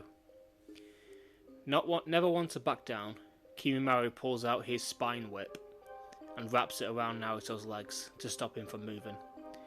But this was a major mistake. Naruto flies high into the air, pulling Kimimaro with him. With enough height, he then turns around, to face downwards, grabs Kimimaro by the face and launches straight down, slamming Kimimaro into the floor, and finish him off with his Rasengan cannon. Better name is still pending in the comments, by the way, if you've got any ideas. Naruto then focuses on Orochimaru, who was still in view, and had summoned a snake to get away even faster. But Orochimaru's big mistake was laying a hand on Sasuke. Naruto powered up to his Ikari form, more power than ever before flowing through his body, so much that he can feel a new level of power, but he can't reach it just yet. Nevertheless, Naruto flies towards Orochimaru and uses his full power to knock him away from Sasuke, and uses another mouth beam to seemingly completely destroy Orochimaru. Just as Orochimaru turns to dust, a massive source of energy escapes the barrel, and stood there is Sasuke. In his curse-marked state, he looks at Naruto, then looks at the pile of dust that was Orochimaru, and has an angry expression on his face. When Naruto asks why he looks like that, Sasuke tells Naruto that he wanted to be the one to kill that snake. But his expression softens as he thanks Naruto for coming to save him. He grabs Naruto by the shoulder as Naruto focuses on Sakura's energy, who seemed to have a few people with her, including the energy of Jiraiya. Naruto uses instant transmission and appears before them all with Sasuke. Jiraiya asks if they are okay, and Naruto tells him that they are fine. And he says that Orochimaru is also dead. Jiraiya tells Naruto that he is happy he was able to handle it, but you shouldn't head off without some kind of backup, to which Naruto apologises. But then again, if he didn't, who knows where Sasuke would have ended up. But Sasuke groans in pain and jumps back from the group, as Ukon appears out of Sasuke's shoulder, telling Naruto to either kill them both or let Ukon take Sasuke. But Naruto wasn't in the mood to play. Thinking fast, he channels a lot of ki into the barrier that is on Sasuke's curse mark, making it bigger and more powerful. Ukon starts screaming in pain from the massive power that is being sent into the curse mark and inevitably that's about to crush him. He eventually lets go of Sasuke and runs off into the forest. No one gives chase, as from what Sasuke said, he is just a parasite and will die without a strong host, like his brother once was. So they head back to the Leaf Village, everyone completely fine, apart from Naruto, who needed to recharge after using a lot of power. After a few days, Jiraiya calls Naruto and Sasuke to meet him at the training grounds. He tells them both that Itachi is working for an organisation who wants Naruto, and right now that's all that they really know. But he would like Naruto and Sasuke to come with him on a trip to find out who they are and what they want, and inevitably to stop them.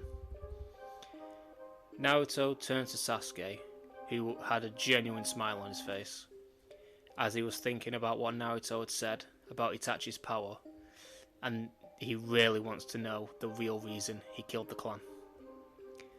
Naruto turned to Jiraiya and asked when they were leaving.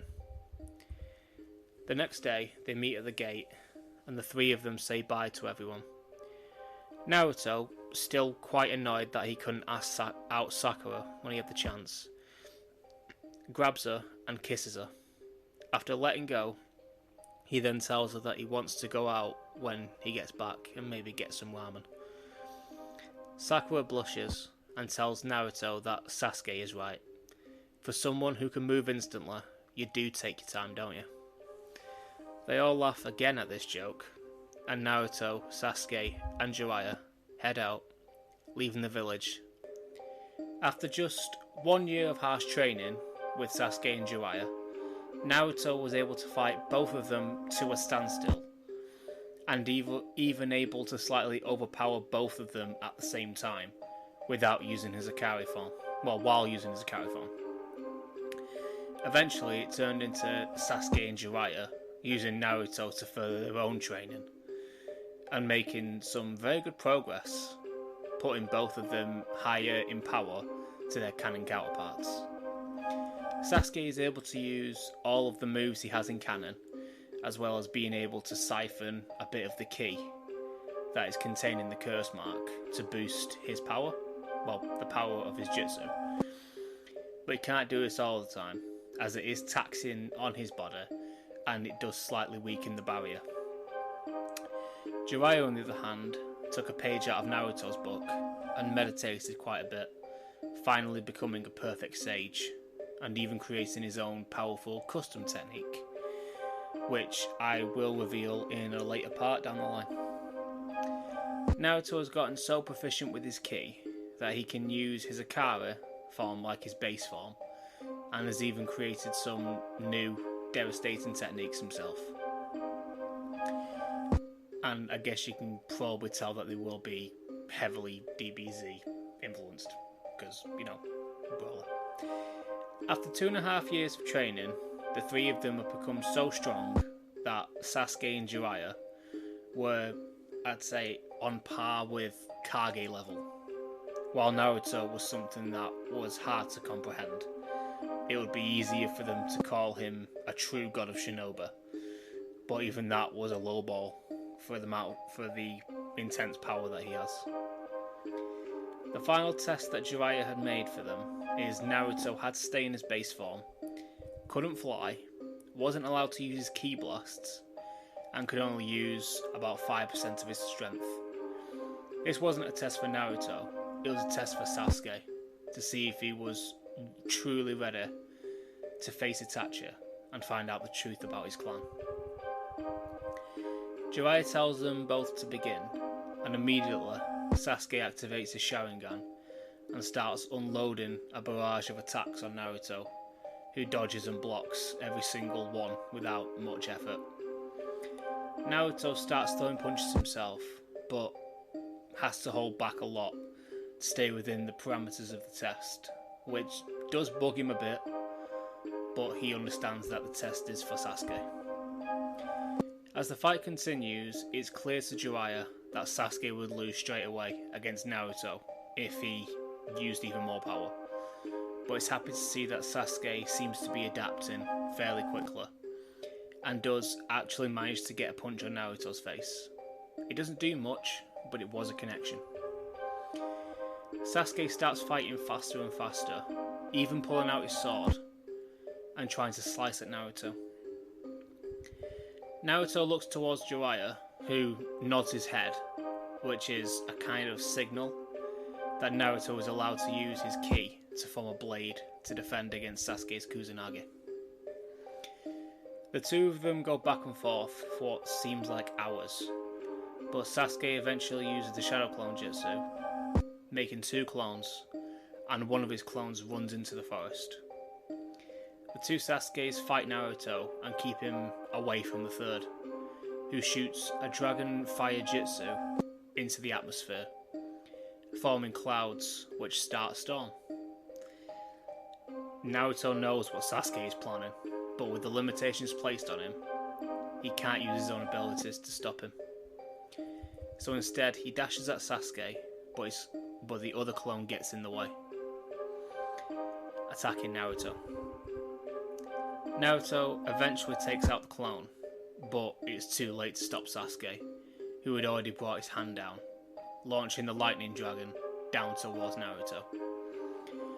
With not much choice, as he couldn't really dodge it, not at the moment anyway, Naruto made a strong ki barrier and negates the attack completely.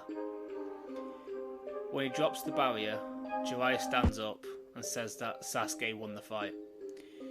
If Naruto wasn't who he was, Sasuke would have killed his opponent.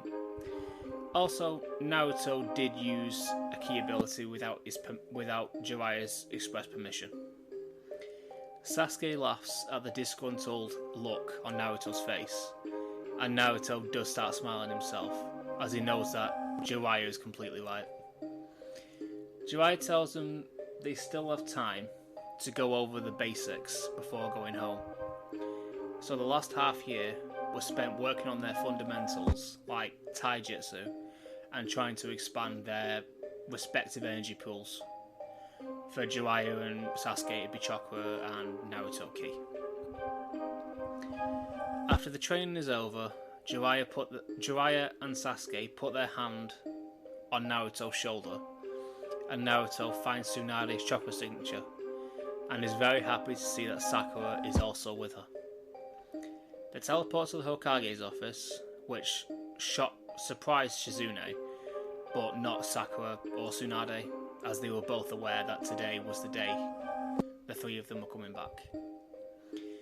Naruto looked at Sakura with a big smile on his face, and Sakura blushed slightly, seeing Naruto after all this time. Tsunade asks how the training went, and Jiraiya tells her that it went better than any of them could have hoped. He dares to even say that Sasuke may be one of the strongest Uchiha to ever exist. And Naruto is just insanely broken, as it is. I should also mention that Naruto is pretty much the same size as a fridge, just like Broly is. Tsunade congratulates them both, and tells them that they will be back on missions together whenever they're ready. But before they could say anything to this, Shikamaru busts through the door, telling them that the Kazekage has been kidnapped. Tsunade tells Team 7 that, unfortunately, it seems like your first mission is happening right now, and gives them all the info on the Sand Village, including that Gaara is now the Kazekage. Naruto gets visibly angry by this, and tells Tsunade that they'll be back as soon as they can, and they'll make sure that Gaara's safe. He grabs Sasuke and Sakura and tries to find Gaara's chakra, but it's gone. He can't track him. So instead he looks for either Kankuro or Tamara, and the first one he sees is Kankuro, who was on the outskirts of the hidden sand, and he could sense an ominous chakra with him, fighting him. They teleport to Kankuro, and knowing that time is of the essence, Naruto immediately takes out Sasura with a ki blast, which means that they won't get the information of Orochimaru of Sasura. And then he asks Kankuro what happened. He explains everything, and they head to the Hokage mansion, where Baki tells them the direction they took Gaara, and Team 7 set off straight away in that direction to go and track down Gaara. After Baki tells Team 7 which way the Akatsuki took Gaara, Team 7 started running through the desert and into the forest in hot pursuit, and making some incredible time. While Sasuke and Sakura were jumping through the trees, slowly getting more and more tired, Naruto, who was getting even more angry as the time goes on thinking about Gaara, was simply flying towards the target and slowly getting further ahead, as he speeds up without realising.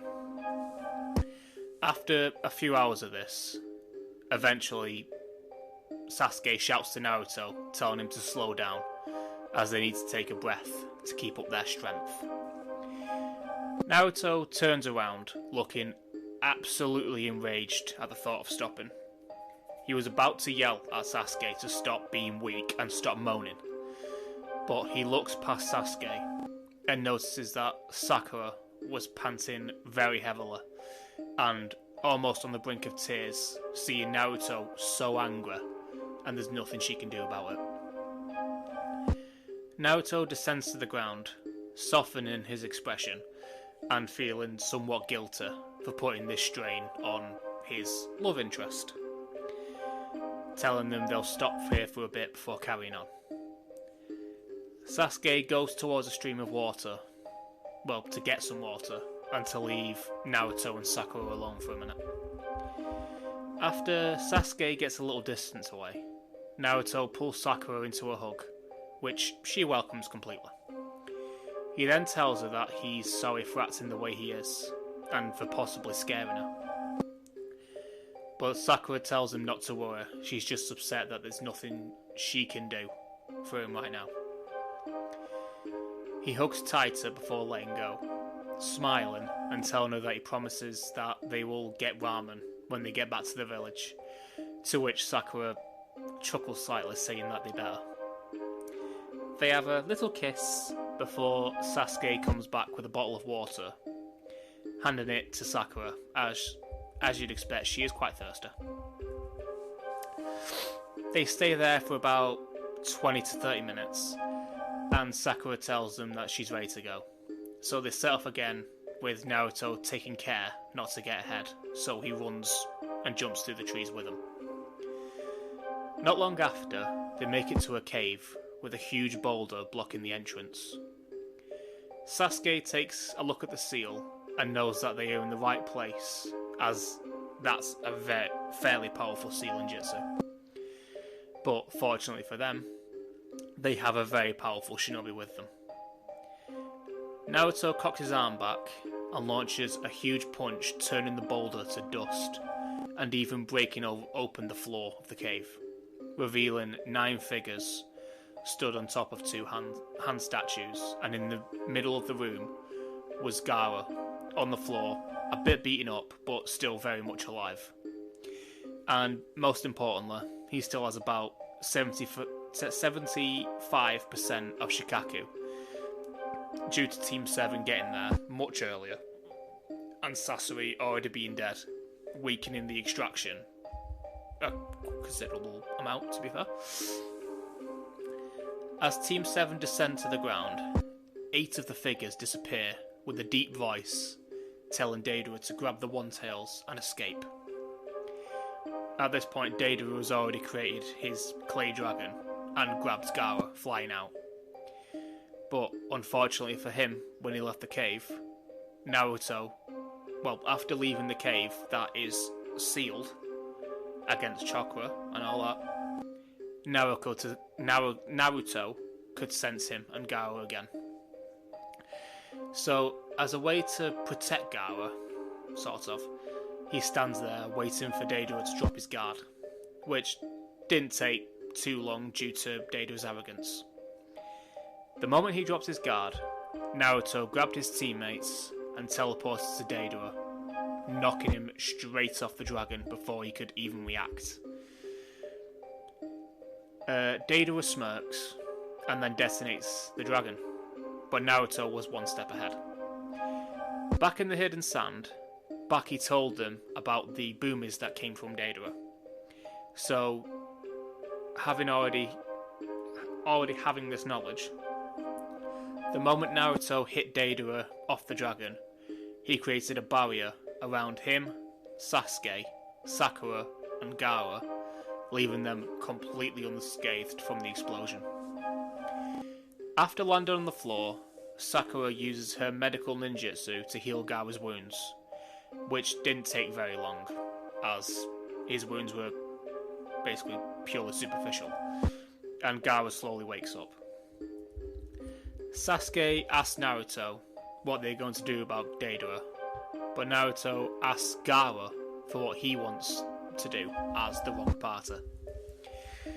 Not surprisingly, Gaara wants him dead, but then slowly backtracks, thinking back to what happened to him, and if not for the mercy of Naruto, he wouldn't even be here to make this choice. So he changed his mind and said to capture him and keep him in prison. Naruto smiles slightly, proud of himself for having been such a big impact on Gaara's personality, but is even more proud of Gaara for making that massive change. Naruto tells them to grab onto him, and they teleport to Deidara, who was still on the ground, but shakily trying to get up. Gaara uses a sand sphere to surround Deidara, and then holds the ball, and Naruto, as they quickly again teleport to the sand village, putting Deidara into the prison, and his abilities being sealed, until a point they can either rehabilitate him, or, well, rehabilitate him, not abilitize, rehabilitate him, or unless they see that he's far beyond repair, they'll come to that bridge when they'll cross that bridge when they come to it. After they all get back to the Kazekage's mansion, Gaara expresses his gratitude to Team 7 after saving him for yet a second time. Naruto smiles to Gaara and tells him that he's glad to have helped, and he's happy for him becoming the Kazekage in such a short amount of time. Gaara smiles back and shakes Naruto's hand, telling them that they need to grab a drink sometime, and anything they want in the village, as his guests, go for it. Sakura makes a light-hearted comment, saying that before him and Naruto get a drink, they need to go on a date first, which Gaara, like before, extends his hospitality and tells them about a restaurant in the sand that is great spots for dates.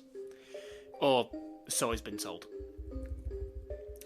Naruto thanks him for the referral, and finally asks Sakura to go out for something to eat here instead of the Leaf, to which she accepts. Sasuke just kind of stands in the corner awkwardly, which Gaara did notice, and asked Sasuke if he would like to spar with him. After all, they never finished their fight back in the exams. Sasuke smiles and accepts, telling Gaara that he's going to regret that offer. They all have a little chuckle, and Naruto and Sakura hold each other's hand while walking to the restaurant and having a wonderful time while being there. After all, it's been 2 to 3 years since Naruto actually asked her out.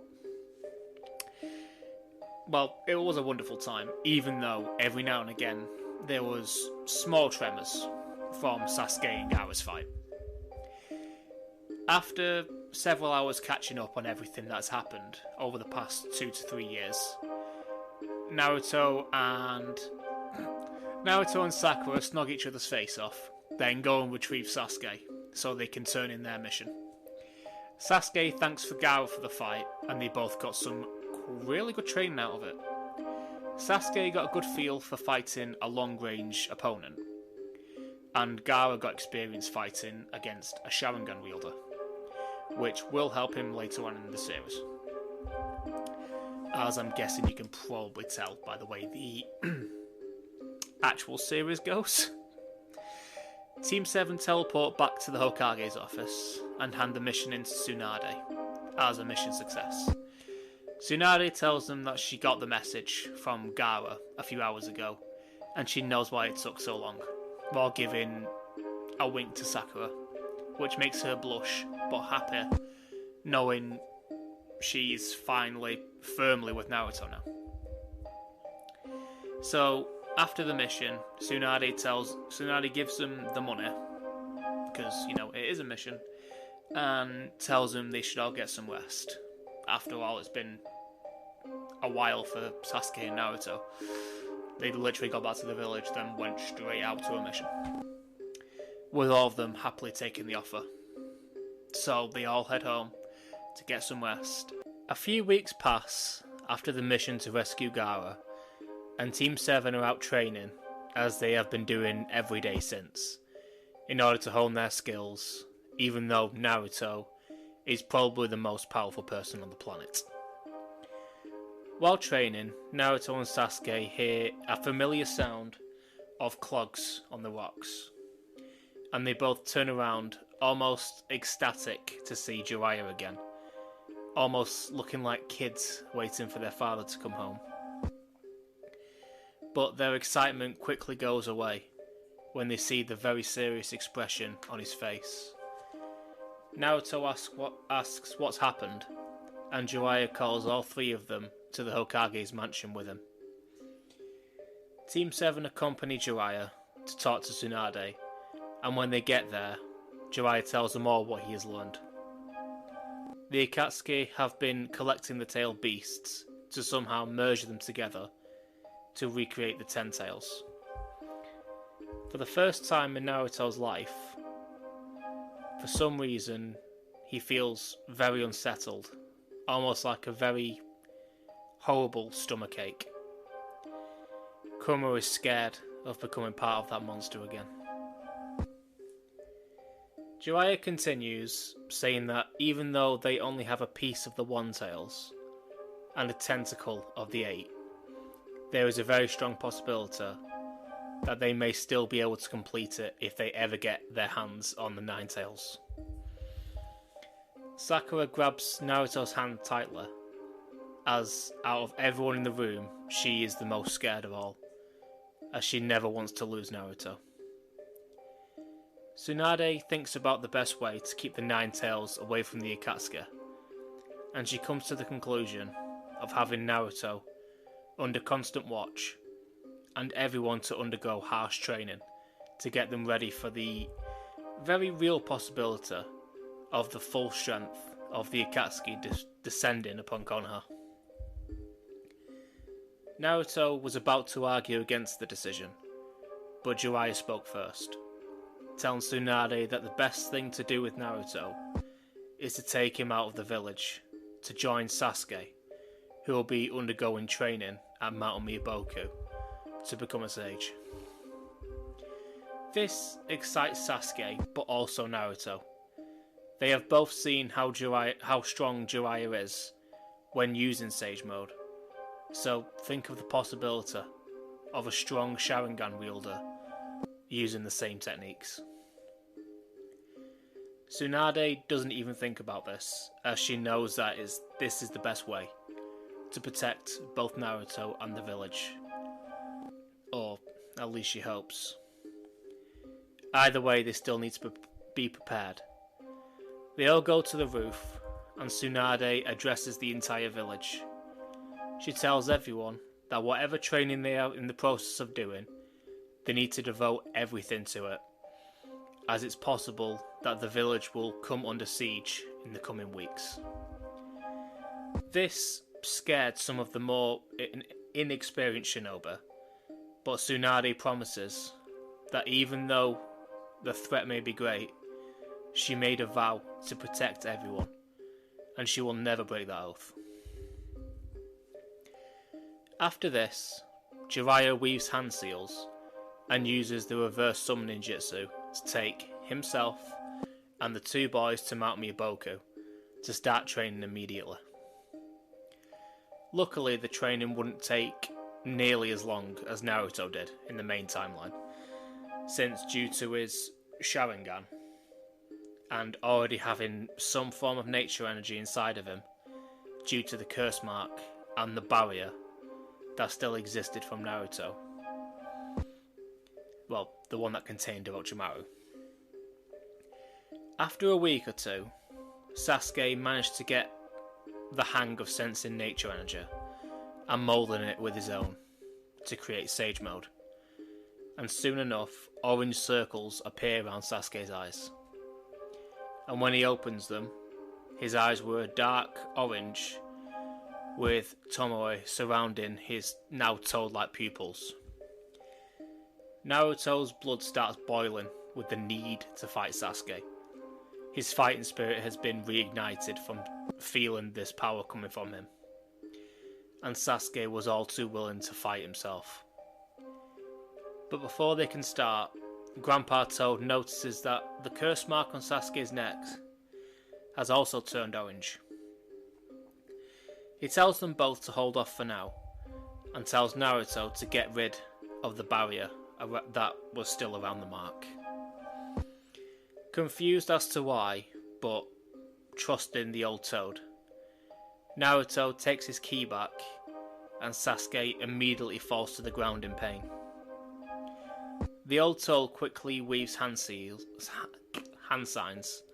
and puts a small sealing jutsu on the curse mark, taking away everything apart from the passive ability to constantly draw in nature energy.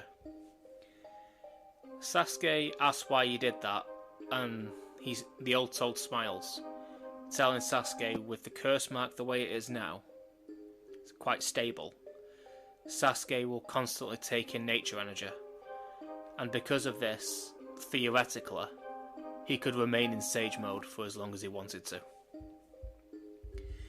This amazes Jiraiya, as he always thought there was no way around the time limit, but he's glad. Maybe Sasuke can be the person to finally push Naruto to break his limit and access that new power that they can all sense within him. Naruto and Sasuke stand again, ready to fight, and when Jiraiya says go, they both clash, and the mountain seems to shake due to the power coming from both of them. Sasuke smiles at Naruto, saying that they can finally fight with no restrictions. They continue to clash over and over, and Naruto even thinks about using his Akari form. But they get stopped when they feel multiple strong chakras coming from the direction of the Leaf Village. Knowing that this is the Akatsuki, Sasuke and Jiraiya put their hands onto Naruto's shoulders, and Naruto locks onto Sakura's chakra, teleporting to her. She was at the gates, along with Tsunade, staring down this new threat. When the members of the Akatsuki see Naruto, they all step back, as they have been told about his power. Pain, who was stood at the front, asked Tsunade to hand over the Jinchuriki and they'll all leave. And obviously she wasn't going to do that, and she told Pain, if he wants him that badly, come and get him yourself. Knowing that they wouldn't have a chance against the village with Naruto there, and without Naruto being there, that plan would be quite redundant. He decides to withdraw, but something feels off to the sensory ninja. They could feel a spike in someone's chakra before the Akatsuki left. Almost like someone was giving them a signal to withdraw. A few hours after the confrontation at the gates, Team 7, as well as Jiraiya, are all stood in the Hokage's office, wondering why the Akatsuki just left so easily, didn't even try to attack. But they just chalked it up to Naruto being in the village, and they could tell they were scared of his power. But that also begs another question, of how did they know about Naruto's strength? I mean, sure, they could have heard rumours, but to not even test if they were true in any form means that they must know someone who had a direct run-in with Naruto. As they were all thinking this, a Leaf Shinobi runs through the door, out of breath, babbling incoherently. Tsunade tells the ninja to stop, catch his breath, and then talk. The ninja breathes in deeply, trying to calm himself, and tells the group that the fourth Hokage's body has been dug up and is missing. Everyone wonders why and who could have done it, but Jiraiya chimes in with a solemn look on his face, telling them that he suspects Minato split the Nine Tails in half, as Naruto probably wouldn't have been able to contain its full power as a child, so the other half must reside inside of Minato. Tsunade stands up quickly, smacking her fist against the table, shattering it, and demands to know who had taken the fourth Hokage's body. But the ninja pulled something out of his pocket, outstretching his shaking hand, and within his grasp was something that shocked everyone in the room, as he should be dead. In the ninja's hands was a very long snakeskin. After the realization that Minato's body was taken by Orochimaru sets in, Tsunade and Jiraiya both fly into a rage at the sheer audacity of taking his body. But in the corner of the room, Naruto looked deadly calm and quiet. He was in fact talking to Kurama, who was telling Naruto everything that happened the night of the fourth Hokage's death, the night that Kurama killed his parents. Hearing all of this, Naruto asked the fox through gritted teeth why he was telling him all of this, but Kurama gave Naruto the look of true regret. He told Naruto that he should know who his parents were and why they died. He also tells Naruto that the anger held within himself is nothing compared to Naruto's rage and the power that comes from it, hence why he has not spoke to Naruto at any point really, scared of what he'll do. Kurama can feel that Naruto's true strength is yet to be awoken. Naruto calms himself, or tries to, while talking to Kurama, and he asks him a very simple question. Can you help me get my father's body back? Kurama was speechless. After he admitted to killing his parents, Naruto wants his help. He thought he was going to try and kill him there and then. Kurama is silent for a few seconds before sheepishly saying, yes, he'll help. Naruto gives a soft smile and then charges his ki, going into his Akari state, scaring the shite out of Kurama. Naruto holds both of his hands out to his sides and shouts a final flash, aiming directly at the cage, destroying it and giving him access to Kurama's full power, as well as Kurama himself. The Nine-Tails smiles at Naruto, thanking him for his trust, and Naruto leaves his mindscape, feeling overfilled with power.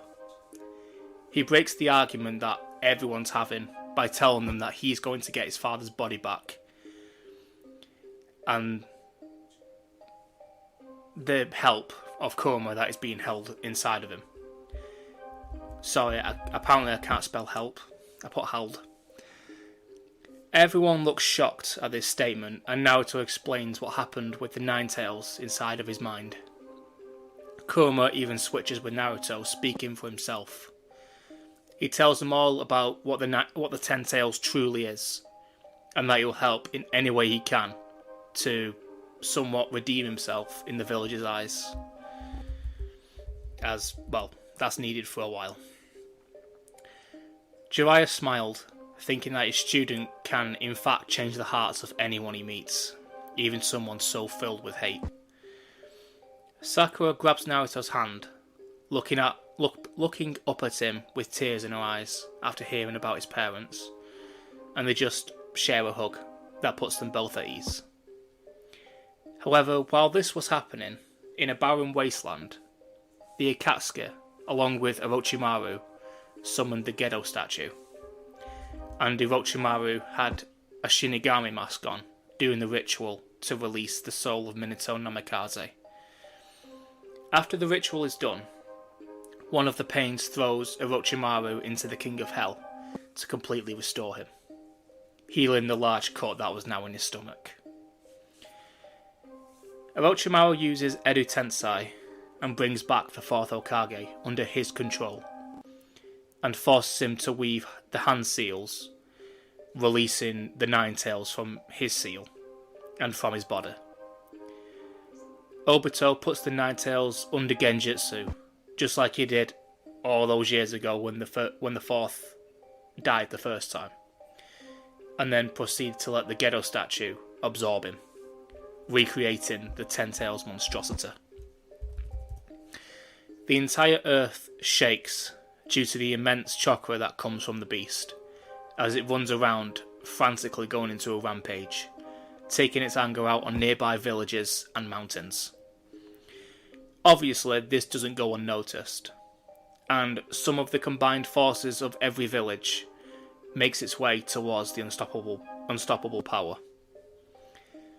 When the ninja forces get there, the Ten Tails, now being controlled by Obito, who ripped the eyes out of Nagato and sticking them in his own face, this time taking both Rinnegan, because, well, let's face it, he might not have enough chakra in the meantime, but he's literally putting them in to control it. That's all. The Ten Tails had created hundreds of clones to fight off the incoming forces.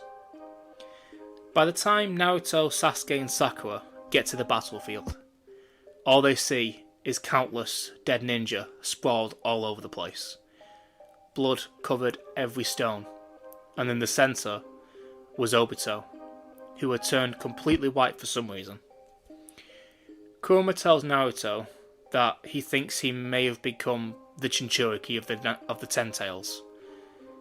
In fact, due to the fact that he has two Rinnegan, he may have become the perfect Jinchuriki.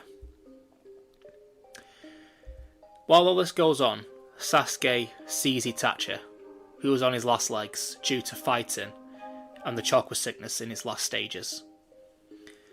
Sasuke walks over to his long lost brother, ready to kill him once and for all, but is slightly shocked when Itachi just smiles up at Sasuke, telling him he has grown strong.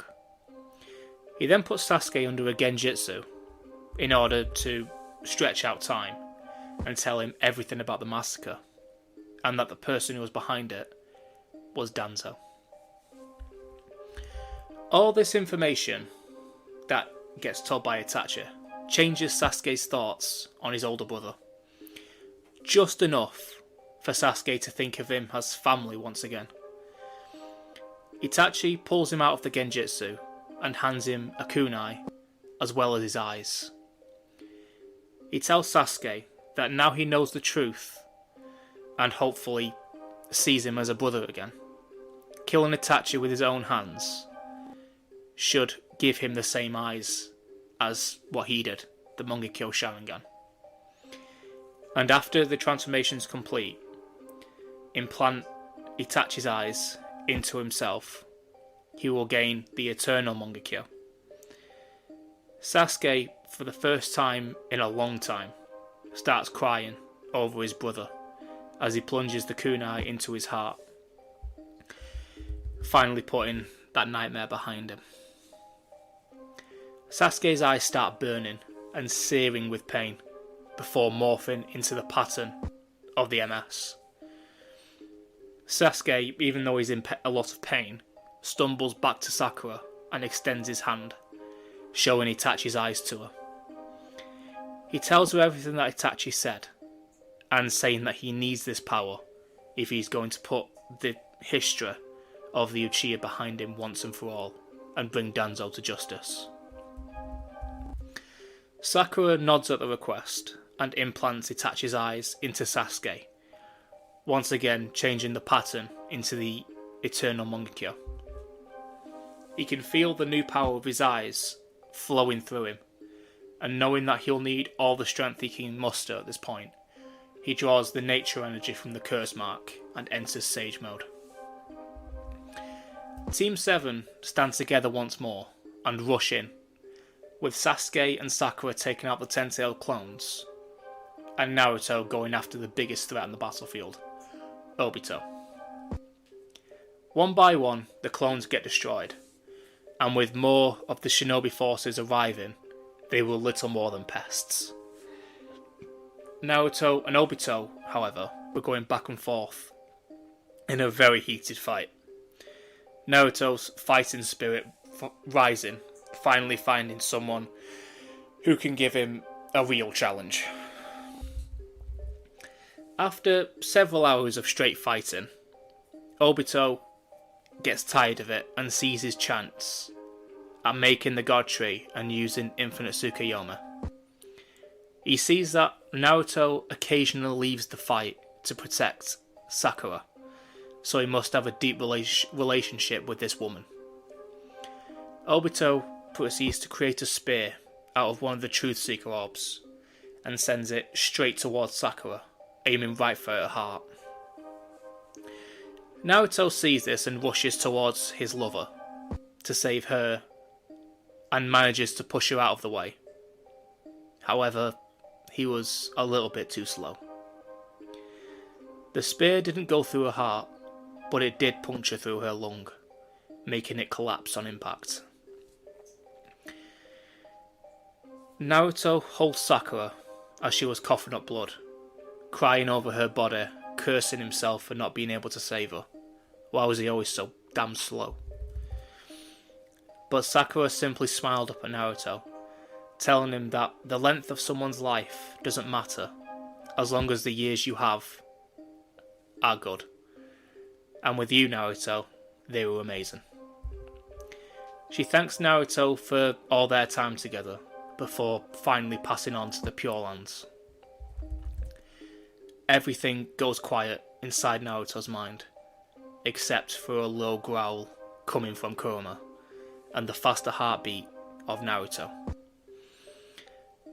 Naruto takes off his headband and tears a piece of cloth from his clothes, soaking up some of Sakura's blood and wrapping it around his head. In one final moment of lucidity, he screams to Sasuke to get everyone out of there. Sasuke looked back, and what he sees made his blood run cold. The rage inside of Naruto had reached its boiling point, and now mixed with the anger of the Nine Tails, was ready to explode. Sasuke frantically ran to Sakura's body, taking her away, and told Ino to contact everyone and tell them to get away right now. After a few seconds, everyone started running away, except Naruto, who was walking towards Obito, making the earth shake with every step. Obito looked at Naruto, berating and mocking him for not looking after the person he loved. But his cockiness and overconfidence goes away when he hears Naruto's bloodlusted roar as he starts growing in size and he starts glowing yellow. Wait, not yellow, green. With one final scream, Naruto's transformation is complete, and he has finally unlocked his Super Saiyan form. Obito, in a final-ditch effort to survive, absorbs the newly formed God Tree, giving him the Rinne Sharingan in his forehead. But none of that mattered. Naruto made up his mind when he killed the woman he loved. Obito would die here and now. Naruto punched Obito again and again and again, pummeling him to the ground, each strike feeling like a meteor hit, and never slowing down. In fact, the hits sped up. Blood sprayed everywhere because of this beating, and even Obito's regeneration as the new Sage of the Six Paths couldn't keep up with this new power. Even though Obito was all but defeated, Naruto wasn't going to stop until every part of this bastard was erased. Naruto grabbed Obito by the neck, crushing his windpipe, and throwing him into the sky. Then Naruto's eyes regain their pupils as he pulls one hand back, creating an orb of highly dense ki, then throwing it up at Obito while screaming Final Spirit Cannon. I've got to put Bardock's moving there, I'm sorry. Everything grows quiet after the death of Obito, and Naruto falls out of his Super Saiyan form. Kurama pulls Naruto into his mindscape and tries to comfort him in some way. Kurama tells Naruto that Sakura's death wasn't in vain, and you must honour her memory. This world needs to protect her, and Naruto, that's you. Naruto looks towards Kurama, giving him a smile, and then leaves the mindscape, without saying a single word.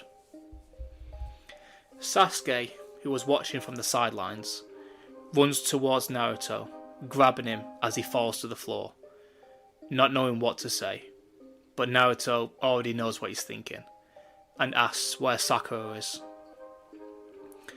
Sasuke walks Naruto to her body, and Naruto picks her up, teleports back to the village with her.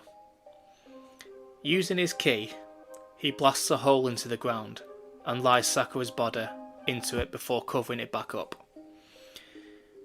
He then creates a huge stone monument of her and places it on top for the person's sacrifice that brought victory for the shinobi world. Years go by after the war, and peace has spread through the world. Ninja villages had settled their differences and had prospered due to it. Sasuke had taken the role of the Hokage, and Danzo was in prison under the watchful eyes of Jiraiya and Kakashi.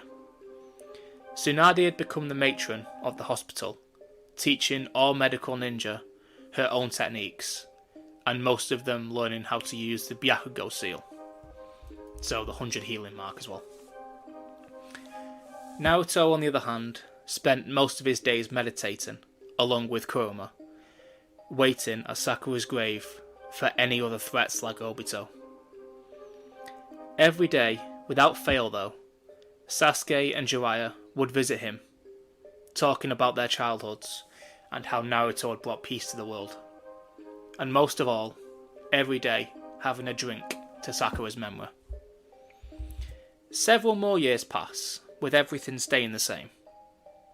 But on this day, Naruto could feel a huge chakra about to break into this dimension.